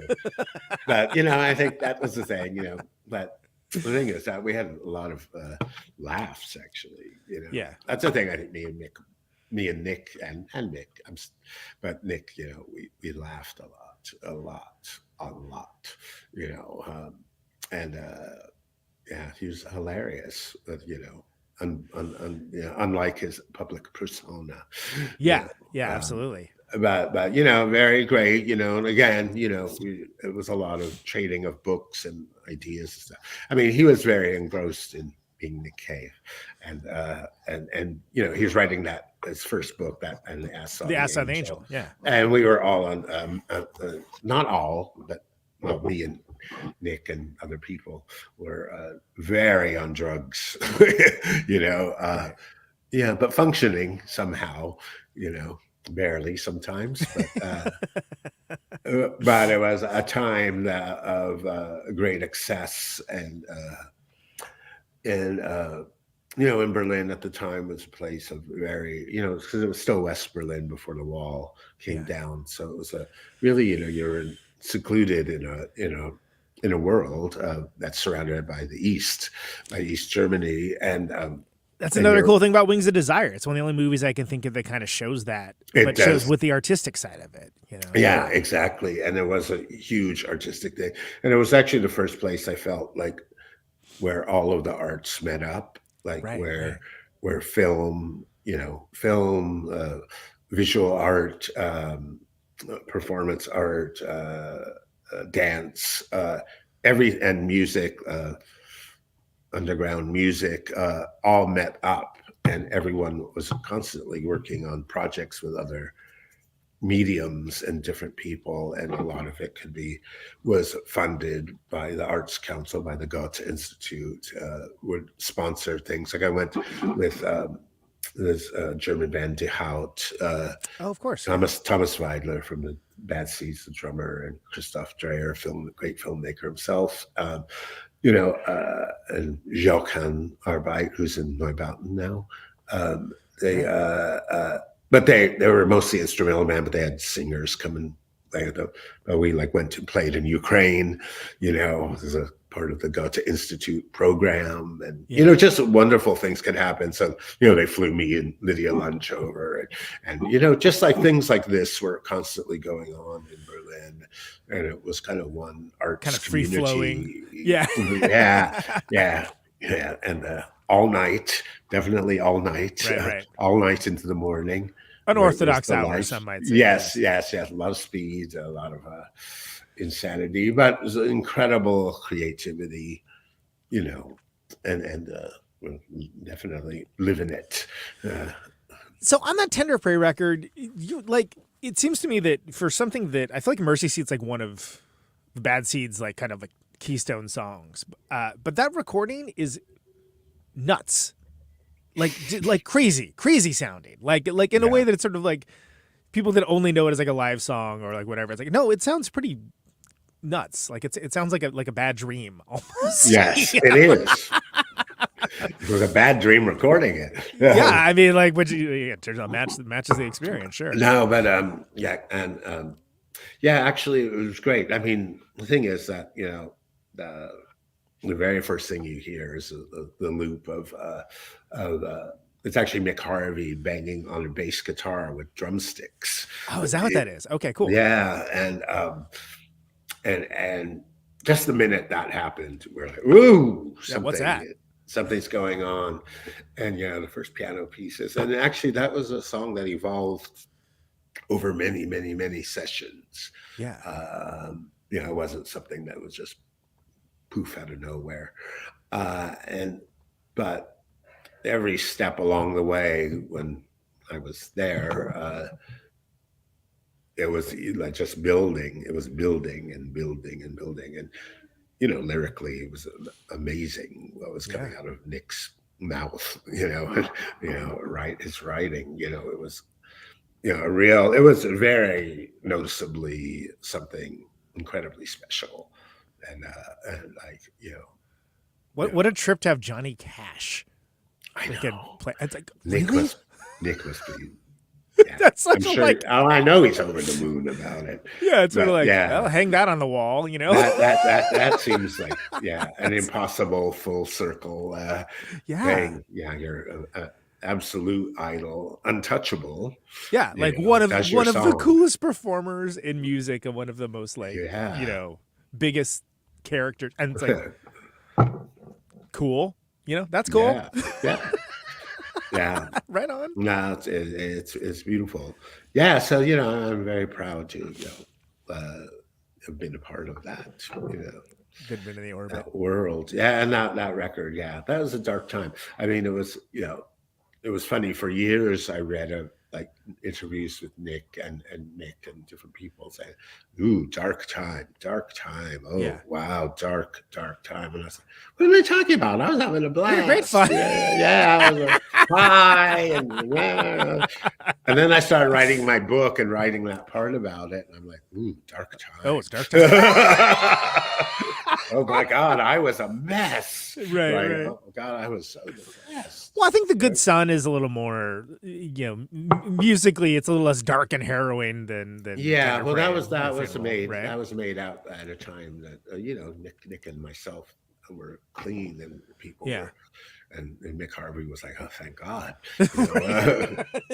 Exactly. Yeah. And there was more focus and more and we changed. It wasn't dark Berlin or rainy London. It was sunny Sao Paulo, Brazil. Yeah. We recorded that,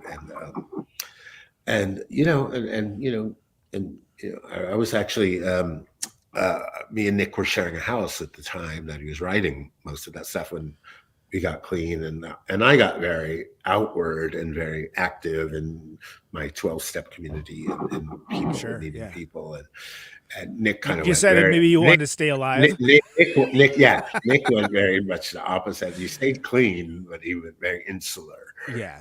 And I remember we watched the TV was on a lot. We watched lots of movies, lots of VHS tapes, and but Nick was very much wrote a lot at that time, and he wrote all those Sun songs, which are very piano-y songs. Yeah, piano, and.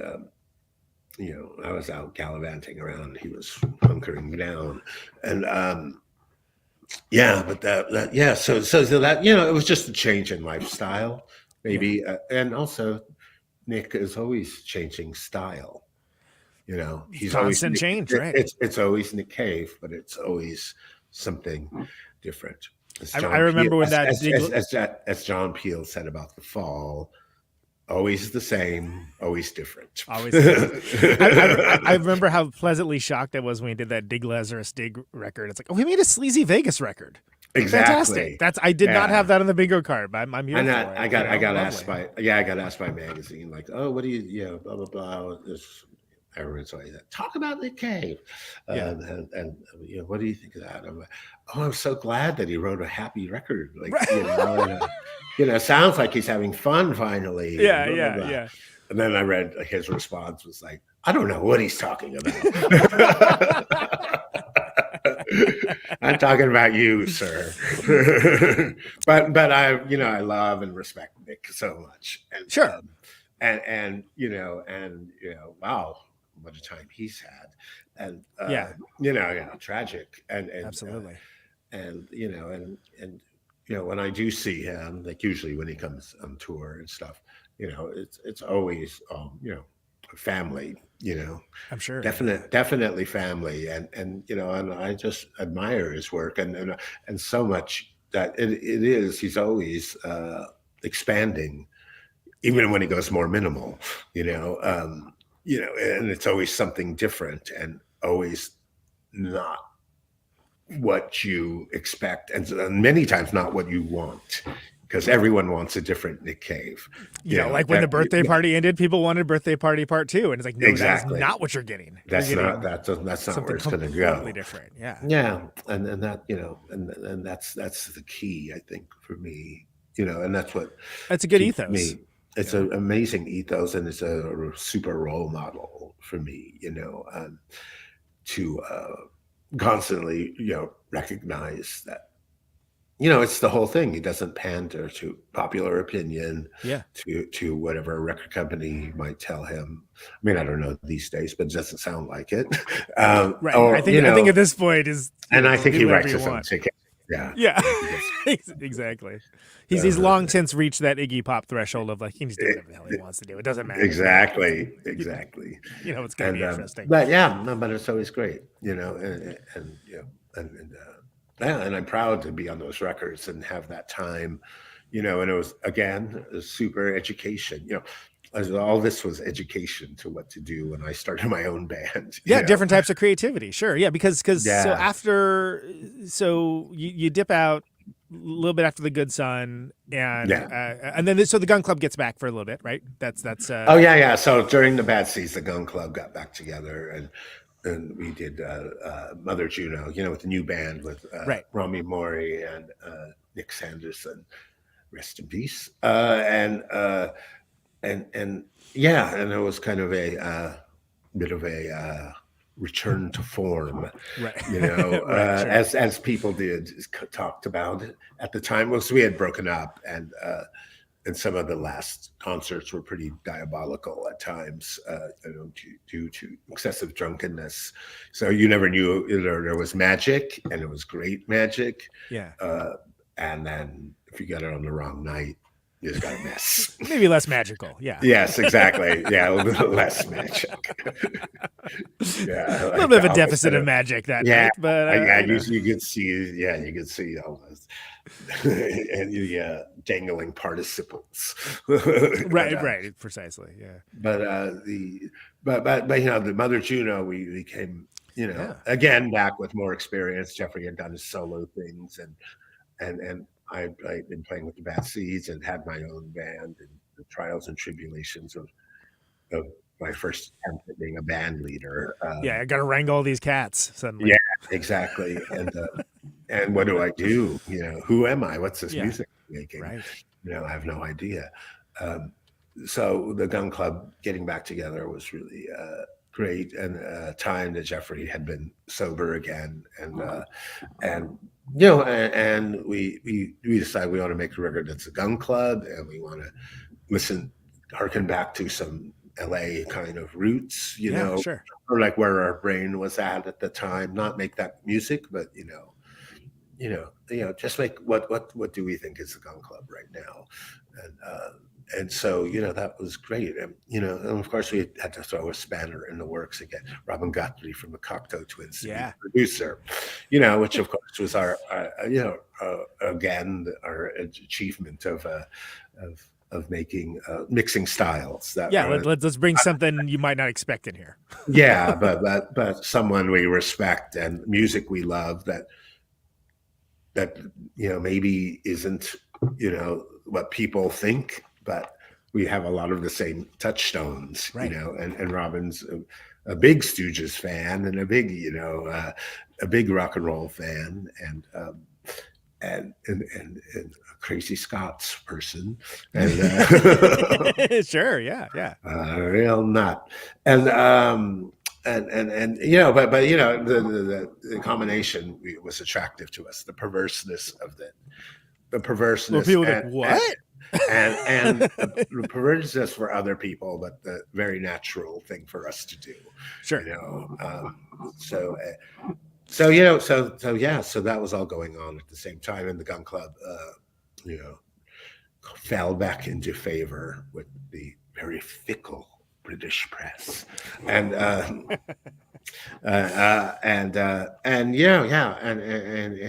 became a very strong touring band. Maybe my favorite version. That version of the band when I was of the ones I was in. Yeah. Yeah. See, and that's a good runner. Right? You got Mother Juno and Pastoral Hide and Seek, right? Yeah. And all the way to Divinity. where the others. And 91, of course, everything kind of changes in music. Like that's like suddenly it's a gold rush, right? That's what I would say. It's like it's a gold rush mentality.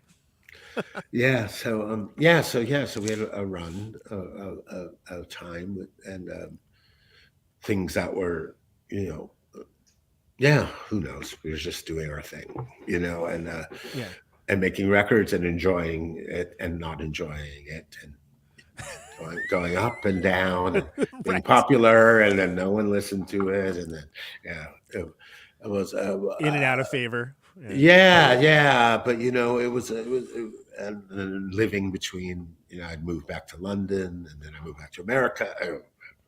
This all turns into a blur for me. It's a lot of activity. It's a lot of activity. Yeah, it's always funny. I always think I'm so lazy, but I made like 75 albums. Well, or yeah, something. Yeah. exactly. Based on what criteria? Sure. Yeah, exactly. Yeah. If I'm not working every second, it's like, oh my God. I'm not doing anything. Like, I'm you're not doing doing plenty. it. But a restless aesthete. But as long as we're talking 90s, and that's really when Pink Monkey Birds kind of originally comes together, right? It's like late 90s. Yeah. I had a band called Congo Novell for a bit with Sally Norvell. We made a few records that were pretty popular and good. Yeah. And they, I met her because a mutual friend had said, like, I'd moved to LA after the Bad Seeds. It was again at loose ends, and not like I have to do something. And Right. he said, go see the singer. She's actually in the movie Paris, Texas, in the Peep Show. Harry Dean Stanton That's goes right, looking, of course. Yeah. looking for Nastasia Kinski, and he comes to the naughty nurse. Right. Actually the only comic relief in the whole movie. Which is a heavy movie. I mean, I love it. It's a very heavy movie, but yeah. And so he's like, she's amazing, this amazing singer with a multi-octave range, and she's singing jazz standards like this week at the Dresden Room in LA, this bar, like a piano bar. Yeah. And go see her. And I went, and she was doing some jazz standards, and she did a version of Cole Porter's Every Time We Say Goodbye. And it was cool. And it was so chilling, because she kind of did a bit of an AIDS epidemic spin on it. Right. And I was just like, wow, if someone wrote her some original material, this could be devastating. Yeah. Yes. Heavy. And so so I immediately was like, oh yeah, let's do something. And we made a band. So we made that band, and it was, not super popular, but and short-lived again. Once again, short-lived. And yeah, so I did that, then I moved to, and actually we made an album in LA with a record label who I won't mention, who were fucking horrible. And that does not deserve to be given. They don't even deserve no free publicity. Right. But anyway, we made an album, and they held back the album. Right. And they held it hostage and said, no, you can't buy it back. And and it was already in the reviewing stage and getting great reviews. And it was just this like record company bullshit, lawyer bullshit, that the thing I've heard a million times, from other people, but till it happens to you, right? It doesn't seem real until it's you go, oh, this is real. People are real assholes. And so we said, okay, well, F that. Can we say the F word? You can, yes. Okay. Absolutely. It's the internet. That's the one nice thing about the format. Yeah. So we're seeing it easy at like an explicit rating. And it's like that ship sailed about 9 years ago. Exactly. So we said, fuck this place, and we moved to New York. Right. Me and Sally. Sure. And kind of reconfigured and made a whole other album, and then did that. Anyway, so after that, the Gun Club was still going on at the time, and different things. And then Jeffrey died, and that was kind of it was a very sad and devastating event. I had just moved to New York, and actually I'd been talking to him and saying like, well, and he had been drying out at his father's place, and he died in Salt Lake City. Of all places to die, but he was at his father's house. I mean, I guess it's not good to die anywhere, but Salt Lake City. No, it's not good to die in your 30s. Yeah. But although credit where credit's due, Salt Lake City has actually become a much more interesting place. It is good. I've played there a few times, and it's great. I used to talk that. Shout trash. out to Salt Lake City. Salt Lake City. Yeah, you speak exactly. your names. Yeah. Yes, exactly. But still not. Yeah, still not. Yes. Dying, not good. As it but anywhere. But it seems remote to someone from Los Angeles who's lived in London and New York. And it's far away from your people, from your culture, from the world. Exactly. That's more. Yeah, and we had been talking on the phone, and it was that same thing, because I talked to Mark Lanigan about this too, because he had done the same thing. Like, we both had called him up and said, like, we heard you're really, really bad off, and really, And obviously he was clean at the time, so he's like, "Oh, everyone says that about me." Right, like sure. I'm doing good and whatever. I'm going to meetings, going good, and I'm here, writing, finishing his book, and then he was reading me parts of his book that were just hilarious. Like either he was going insane or he had a great sense of humor. Yeah. And writing these maybe a bit of both. Who knows? Yeah, about communicating with Isaac Hayes through the Tokyo Tower. Right. And like, really way out. But it was hilarious. And we were just laughing. So I was glad that my last communications with him were laughing. Yeah, positive and positive. And I said, well, you get it together and come to New York and I'll find people and we'll do a thing. We'll make a thing. Yeah. And but so that was not meant to be. So that was the end of the Gun Club for most certain. Yeah. What is there to say about that, right? I mean, And we had done a couple of shows in LA that actually Mike Mart, who again recently passed away, who's in Tex and the Horseheads and friendly with Jeffrey, and he put together a kind of a band that would play the Gun Club because everyone was like, let's get Jeffrey busy because that will be keeps him working. Yeah, that's going to keep him, give him a reason to stay in line, or not stay in line, but do something he loves. Be building towards something, right? Because there is something, especially when you're in a situation where you're trying to keep someone focused on positivity. It's like, well, if you're creating something, then that's a process. Most positive thing. Yeah. And when you're a musician, or I guess any kind of creative, if you have something to work towards, then it's you get clear, achievable goals, and you get a reward out of it. Like, creating, right? This is the goal, not like the other things that sometimes come with creating. Yes, exactly. Like demons attacking you. Yes, right. Exactly. Exactly. Maybe it's better as an allegory than it is an actual hallucination. Exactly. But so anyway, so we did some of these last shows that were good. Yeah. It was good to do, and we played the hits and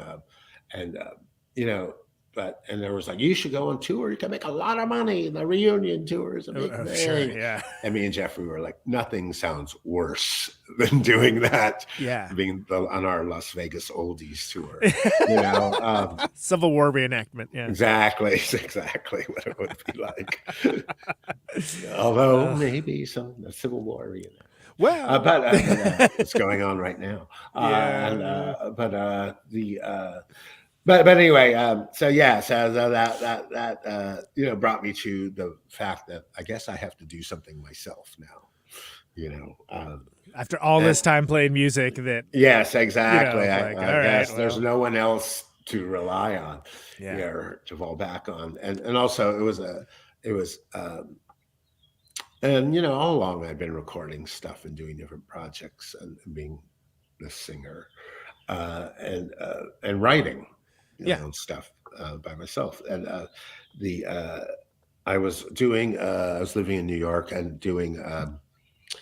There was a club there called Tonic that was. I remember John Soren. Actually, yeah. Tonic, and so it was a very artist run venue, and they would have a different musician or artist of any sort, curate.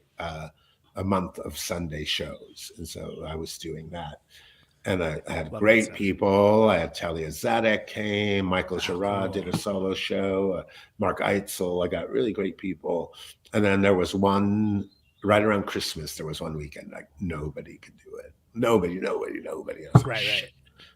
I guess I have to put something together and do it. I guess it has to be me because there's not anyone else to do it. No other way to do it. Yeah. So I got some friends together, and that was the beginning of the Pink Monkey Birds. Nice. And I, made a band and thought, I can maybe do this, and so there was a New York version. And what year was it? So that was probably like 25 years ago or something like that? Yeah. So there was a New York version. Pretty good. Yeah, of the band that was compromised of like Jack Martin, who was in Knoxville Girls, and other people in New York at the time. It was very New York centric, squonky, kind of New York homage to all the things I love about New York music. Sure.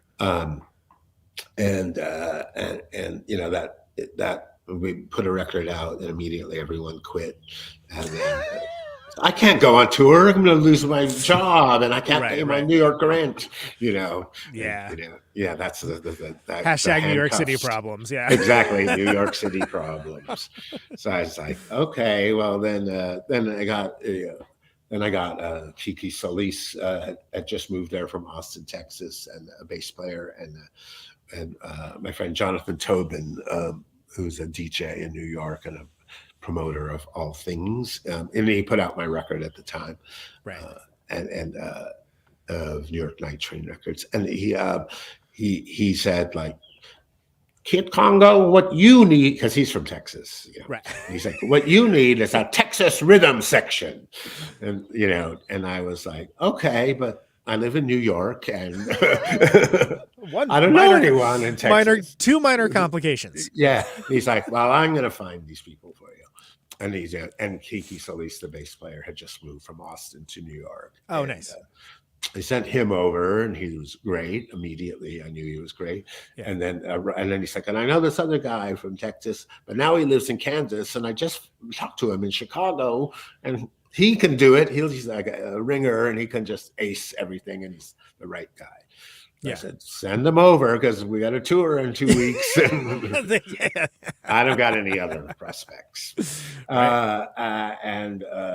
And that became the Pink Monkey Birds, and you know, very long-standing members of the band. Actually, Ron still is playing with me, and Kiki this is the first record we're doing without him. So you know, from then on, that became the germ nucleus of the band, and created the style of the kind of like bass and drums based, rhythmic sounds. Heavy on the rhythm, heavy on the heavy on the soul. You know, the first things were like influenced by Meters and Bo Diddley, Black Gladiator, and you know, just different aspects of that. You know, and mixed with my whole palette of things I learned. I mean, I had the New York one that was still trying to go against what had come before with me. You know, like I have to really establish myself as something different. You got to get through that phase. I am not Nick Cave. I am not Jeffrey Lee Pierce. I am not Lex Interior. And my music doesn't sound anything like that. You know, I'm very staunch about that. Until I went to see the Cramps, after not even speaking to them for years. Out of the blue, they invited me to come see them in New York. It was actually the last time they played in New York. Oh, wow. And they were very friendly and very like, you know, like, come. And so I went to see them, and I swear to God, my jaw dropped to the floor when they played. Like, I was just like, the fuck, you know, like, this is great. It was like I had never seen them before. And I was seeing them for the first time. And I was like, wow, you know, but I was like, what is it? You know, like, this is the same 3 chords I was worried about learning, you know, just like all those years ago. Sure. Yeah. Every song. And these are, you know, but wow, this sounds like it's from outer space and heaven at the same time, and Venus, you know, and I was like, oh my God, it's just them. That's what this is. It's them, you know, it's the people playing this music, and they are very free, and they're very giving, and they're just like letting it all hang out, and they're just, you know, giving themselves, you know. And I thought, okay, here we go. That's just from now on. And they're using all this influence. You're not like saying I have to establish myself something different. They're just like, them. This is what it is. Then I was like, oh, and I'm in my 40s, and I've just realized, oh, I can be myself, you know, in music. Isn't that kind of like, it's wonderful and beautiful in a way, but it's also a little humbling. We're like, very humbling. Okay. But very much like, I'm like, thank God for the Cramps. You know? Yeah. Well, you had to get the epiphany. If you didn't have that epiphany. The epiphany that, yeah. They're my very own self-realization center. Certainly. You know, but so that just started the whole Pink Monkey Birds thing. Like, okay, we're just gonna fly. Come on, let's go. Let's fly. You know. What is Monkey it? Birds. Is the monkey? That's it's a David Bowie thing, is what I hear. Yeah, it was actually from the New York band. Like, I was just calling it Kid Congo Powers as my solo band. Yeah. And the band was very much like, we want a name. And I thought, okay, well, you're not getting paid anything, so I guess you have to do what you say. I got to do something nice for you. Yeah, I got to do something nice. Okay. Yeah. Okay. Ego. Okay. I'll save the ego for later. Right. So that I said, okay, pick any name, and I'm going to say yes to it. And then I thought they were being really funny and said the Pink Monkey Birds. Right. And I said, okay, that's it. And they were like, what? For real? Yeah, you're going to say yes to that? Yeah, that's the one. Huh? I was Okay. like, hey, David Bowie is my gateway drug, Yeah. I mean, I'm fine with it, and it's stuck all these years. So. Well, and it's it's from Moon Age Daydream lyric for speaking too cryptically here. Yeah. Did you see the speaking of Moon Age Daydream? Did you see that movie? The big of course thing. I went in pretty skeptical. I was like, I've seen all this. Yeah, of course. Yeah. Like, come on, what do you got that I haven't seen? And I was like, a lot actually. Okay. And the experience of it in IMAX was really the key. And that's the thing where I was like, I went back and saw it again at a regular cinema, at a regular movie house. Yeah. And it wasn't the same. And it was cool. Yeah. It was good, but the sound and the screen, that was the way to see it. There was some, and I may have even complained about it, like, why they gotta show it in IMAX? That's stupid. Blah blah blah. Yeah. So I just put it on streaming. And I was like, okay, I get it. Never mind. Yeah, Comments exactly. retracted. Exactly. It was wonderful. But it's just super wonderful, and for a diehard Bowie fan. I wore my Bowie Vans sneakers. Hell yeah. My Bowie issue Vans sneakers. That's fantastic. That's fantastic.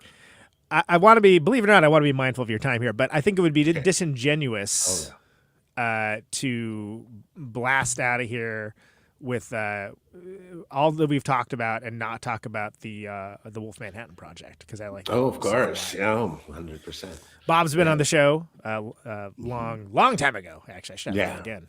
I have him before he did the book. Jesus. Yeah. See, I always did it backwards. I had Lanigan, same thing. Had him on before he put his book out. Yes. See, at least I did it after you did your book. Exactly. So how did Wolfmanhattan Project all come together? It's 2 records now, right? If I remember. Yeah, 2 correctly. albums. Yeah. Yeah. Very few live shows, but very many records. Three cool guys decided to do three cool guys decided. Yeah. Well, I actually. Believe it or not, I didn't really know Mick Collins. Oh, really? I was a fan of his, obviously. The Bombs and the Gories are to me. Yeah. And his. If you're into that kind of thing, I am. Yeah, if you're into that kind of thing. Like things that are good, yeah. Yeah, exactly. Things that are amazing. Objectively fantastic. Yeah, exactly. But we were playing together in the South by Southwest Austin Festival. Sure. And we met and really hit it off, and then I fanned out and was like, we need to do something together. Yeah. And so, that kind of went on the back burner. We both were like, yeah. And then we didn't think about it again. And then Larry Hardy in the Red Records, heard that we had mentioned this, and he pushed for it. And then Bert heard that we had done it, and he pushed for it too, because maybe me and Mick were busy, and we're often, I don't know, I can't speak for Mick, but I'm often head in the clouds and not thinking about, oh yeah, that's going to really happen. But they made it happen, and we got together and made a record, and it was super fun, and the live shows were super great, and again we had to kind of make it up. We're like, this is great. The idea is great, and we had a concept of 2 baritone guitars and drums and nothing else. So be quite bassy and stuff. But actually, Mick never picked up a baritone guitar, and so then I became the bass player. And but yeah, it's great. I mean, they are great people to play with. I had played with Mick, with Bob in Knoxville Girls. Oh, sure, of course, yeah. Before, so we made a couple records, and working with them is great. We're mostly a studio project, although we threaten to play live all the time, but every time I'm free, Mick goes on tour. And then there was Bob was on tour with John Spencer for 3 years nonstop. Hitmakers, I saw the third and fourth show, I think. That they did. Fantastic stuff. Yeah. And I was shocked and amazed that they pulled out some of the Pussy Galore stuff. I know, exactly. That's cool. Yeah. Hitmakers, and but they were great, and so circumstances have forbid us from doing a lot from actually live touring. Sure. And now distance. Logistically infeasible for. But we did get that second album done, and Summer Forever and Ever, and I'm really happy with that, because the first record to me sounds very much like a Mick Collins song and a Kid Congo song and a Bob Bert song. Right. It doesn't have its own unique identity. It sounds like the sum of its parts, basically. Yeah, exactly. But the Summer Forever and Ever sounds like a band.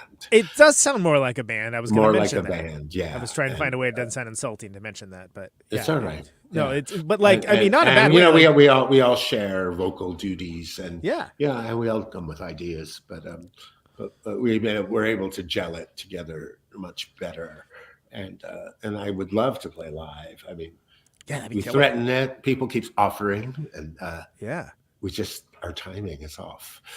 The super group problems. Exactly.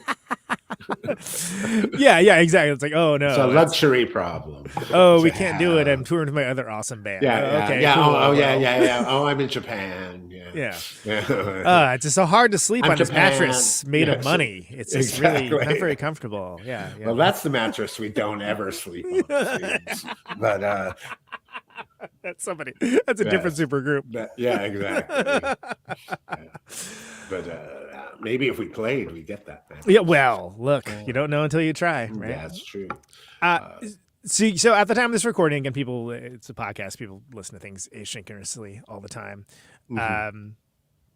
But that Delicious Vice, out April 19th. You got a ton of. You just did a bunch of dates, right? A bunch of West Coast stuff in January. Yeah. We've been touring since we've been touring this album since the fall, right? And now it's finally going to be out. So that's now it's actually going to come out. Some bands do it the other way around. But, we would know. Well, we thought it would be out, but it's those vinyl pressing plants. The backlog.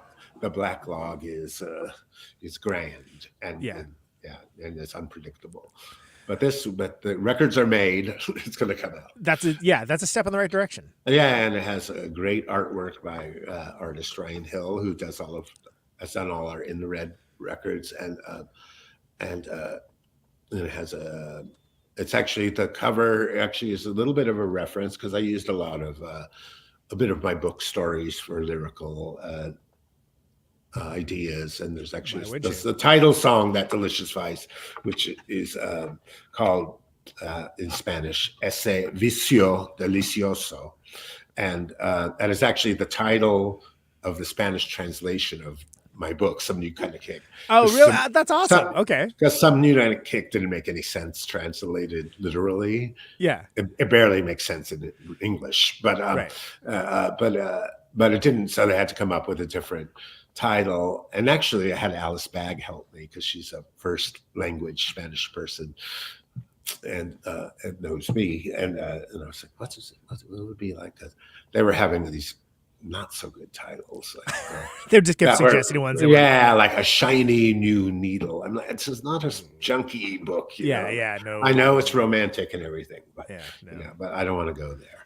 And so what about Vice was a good thing, and music is the vice, or maybe I'm the vice. Sure. Yeah. It's up for interpretation in that way. Yeah. So I have a song on there that kind of uses that idea, and with the refrain in Spanish.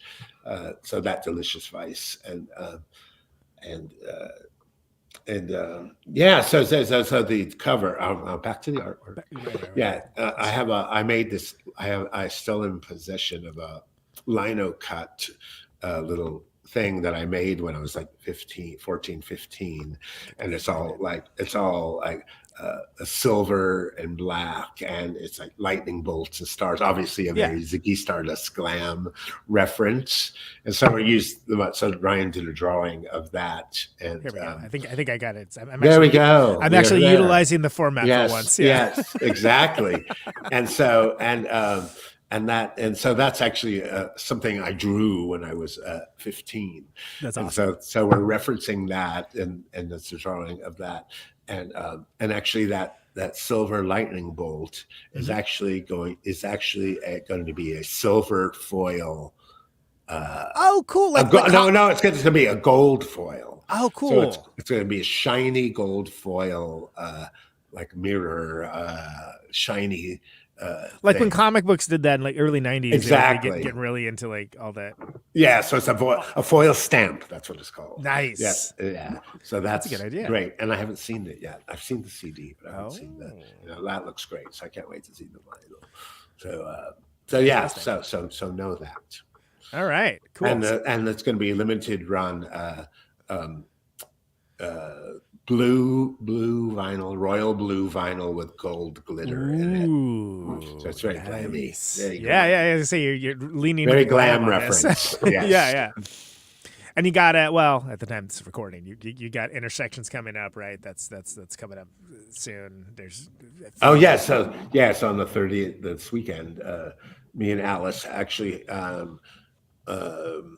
did I talk about this TV show we did? No. I'll do a quick thing. Yeah. Well, because we're both in the Red Records, we found both of ourselves in the Red Records. A movie music supervisor called Larry and said, "Do you think Alice Bag or Kid Congo would want to make a song for this TV show called The Resort?"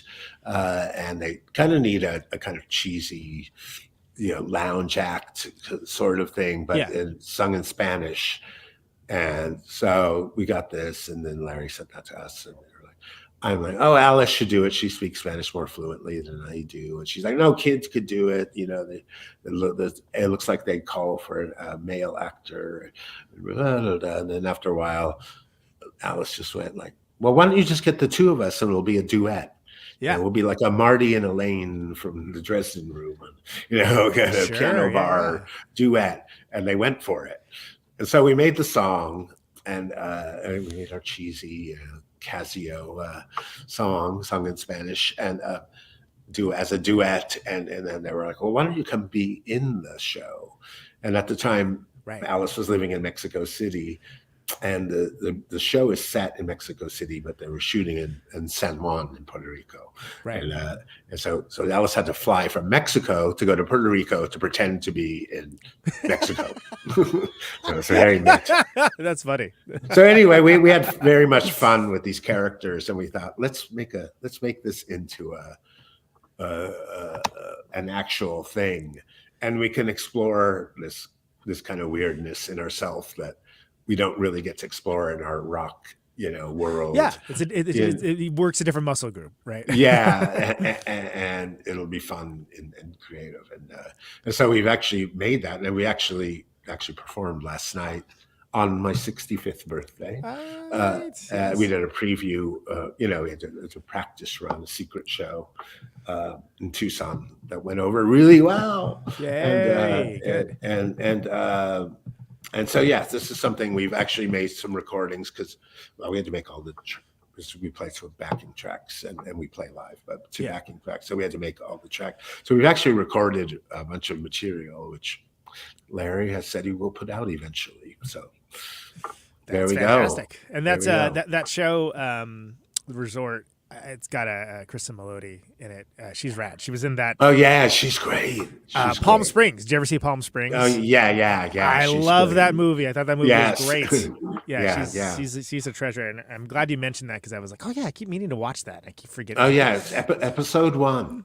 But I keep saying like, what's it called again? It's like Beach something. Like the resort. Yeah. Not a name that pops for me. And it was on the Peacock channel, which people have on people like, what's that? First choice, first streaming choice.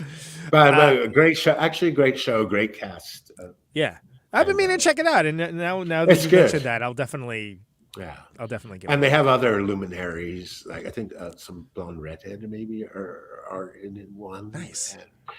So they have these little cameos. Don't blink or you'll miss it. But, they're still. But you definitely see us. Yeah. I still like that kind of stuff. It's still like peeks into quote unquote our world at this larger level. Yeah, but although Peacock, I don't know. Yeah. Yes, exactly. Jokes aside. But we took fiction and turned it into nonfiction. No, that's lovely, I think that's super cool. And why not, right? It gave us a chance to, I guess, collaborate on something original for ourselves. Yeah, something really cool came out of it. And when I said, and everyone really kind of, you're from the first punk era. You have to be punk, and you have to be loud and screaming, and even though we have evolved since then, we still like to be loud and scream. Sure, it's still viable for us. But we said, well, we'll be loud and not scream. We'll throw them a curveball. We're calling it Loud Lounge. Sure, yeah. But anyway, so that's and you're dashing. That's what we're doing on at the intersection. At the intersection, which was actually curated by Pleasant Gaiman, who is a fanzine writer. She had a fanzine I wrote for called Lobotomy in the early punkist days, and she's she put this together. So she's someone we've known since the ground zero of LA punk. That's fantastic. Well, it's great when people still kind of stay in it too. And that's what I said. That's why we get to be on TV shows and stuff. Right. People our age are now in charge. They have like big adult jobs and stuff. Yes, exactly. I think that's great. You're dashing off to Australia too, right? That's a thing. Yes. And we're going to be April 18th to the 23rd in all parts of Australia. Yeah. Yes, and that it'll be great. Yeah. I think it's lovely, man. I think the record release tour. Right, of Australia. Yes. Well, and I love that it's a thing that you're doing, and you're doing at this like awesome but like sustainable level. Like that's great. Yeah. I count my blessings because I know it could go otherwise. I live in Milwaukee now, so it's nowhere near me. But but I'll see it eventually, I'm sure. Goes up and well, I'm in Tucson. It's not the money capital. Fair. Lovely. That's not Milwaukee's why you're there. Too. Milwaukee's great too. It's the same thing. Yeah. It's a cheap place to live, and Exactly. it's cooler than people think it is. Yeah. And it's 5 been times the space for half the money. While since I played there, we should come again. I know a guy. I am the guy. Yeah. Okay. There we go. We'll be in touch. Your people can call my people. Yes, great. Exactly. Kid, this is great, man. Thank you so much for spending so much time with me. Conan. It was great to meet now, finally. Yeah, absolutely. Sorry about the time zone problem. What a great conversation. I really enjoyed it. There's only one thing I ever ask. It's the last thing I ever ask people on the show, and it's the only canned question that I ever ask. Okay. And it's just, why do you do what you do? Gives me hope, and it feeds me. It's my food. And the culture of it feeds me, and the few cents gets me another can of chili. You can also eat cheaply. Yes, exactly. Okay, thank you so much. Appreciate your time. All right, thank you. See you down the road. We'll see you again. Okay, bye. Bye. Yes, talk to you later. Do I need to stay on? No, you're fine. I'm gonna. Okay. We'll see you. Bye. Take care. There he goes, Kid Congo Powers. What a cool guy. Let's hear one of the new songs. New, not that new. Let's hear one of the songs from the new record. Well, it's new in the fact that whatever, it's new enough. It's new enough, right? Let's actually hear the ostensible title track we play out here.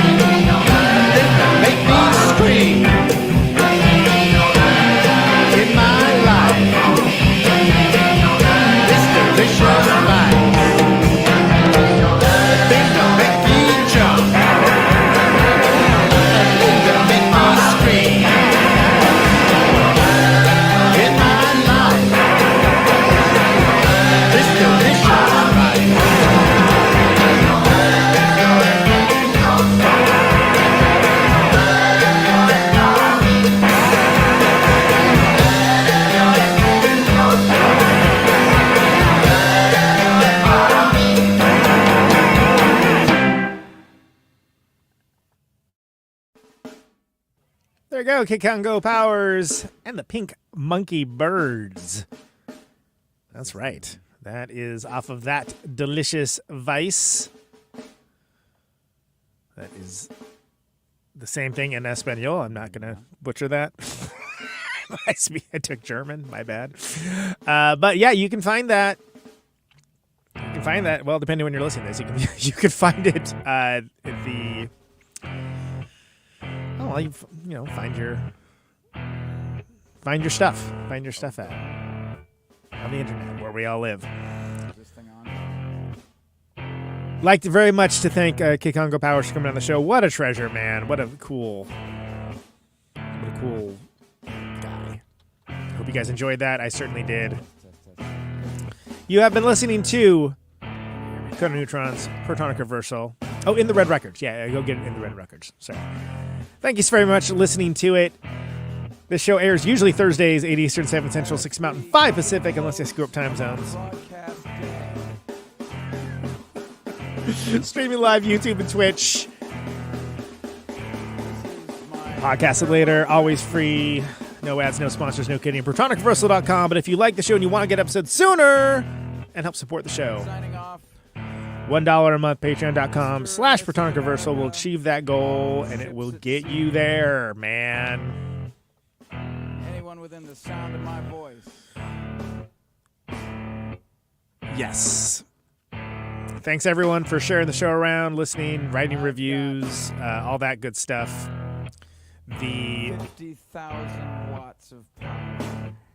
We're hitting the 10-year mark in a few weeks. There's a bunch of stuff coming up. Greg Norton and Husker Du and Ultra Bomb coming up next this weekend.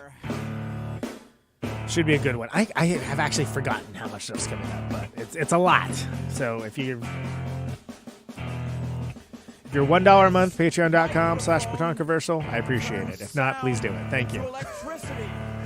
Thanks for listening, everyone. Can you hear me now? Just stay safe out there. Out on Check you later. Route 128, you're dark and lonely. I got my radio on. Can you hear me now? Can you hear me now?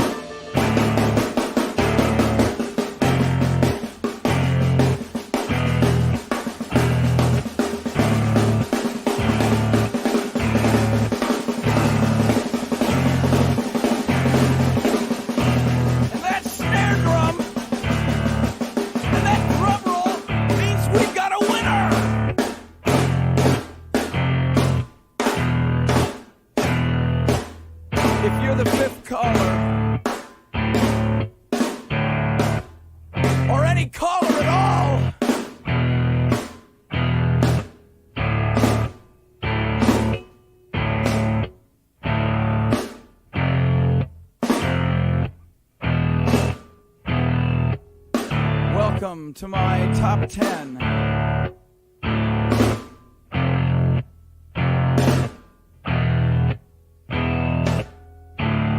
I'd like to thank our sponsor. But we haven't got a sponsor. Not if you were the last man on Earth.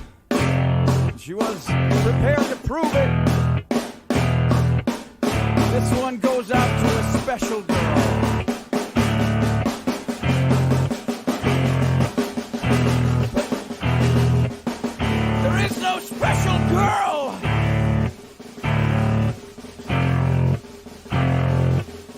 It's the end of radio. The last announcer plays the last record. The last what? Leaves the transmitter. Circles the globe in search of a listener. Can you hear me now? Can you hear me now?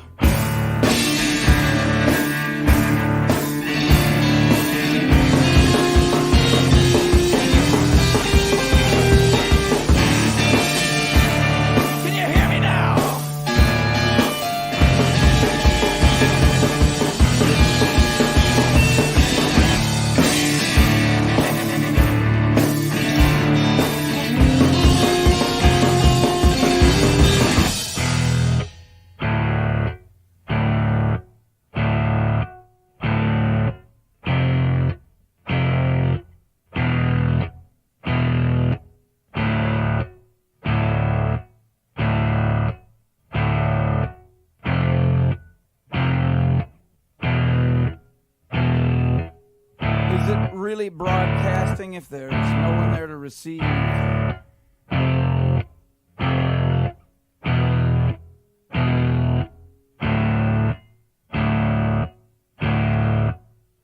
the end of radio. As we come to the close of our broadcast day,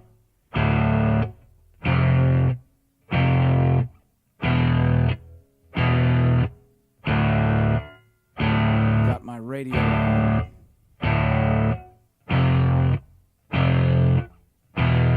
Can you hear me now?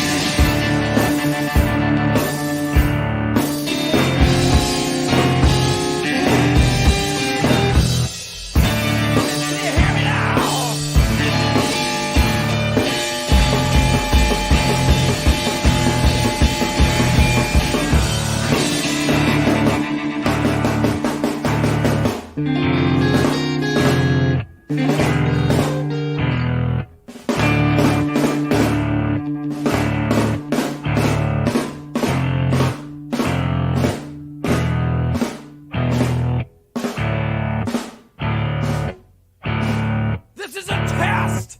If this had been a real emergency,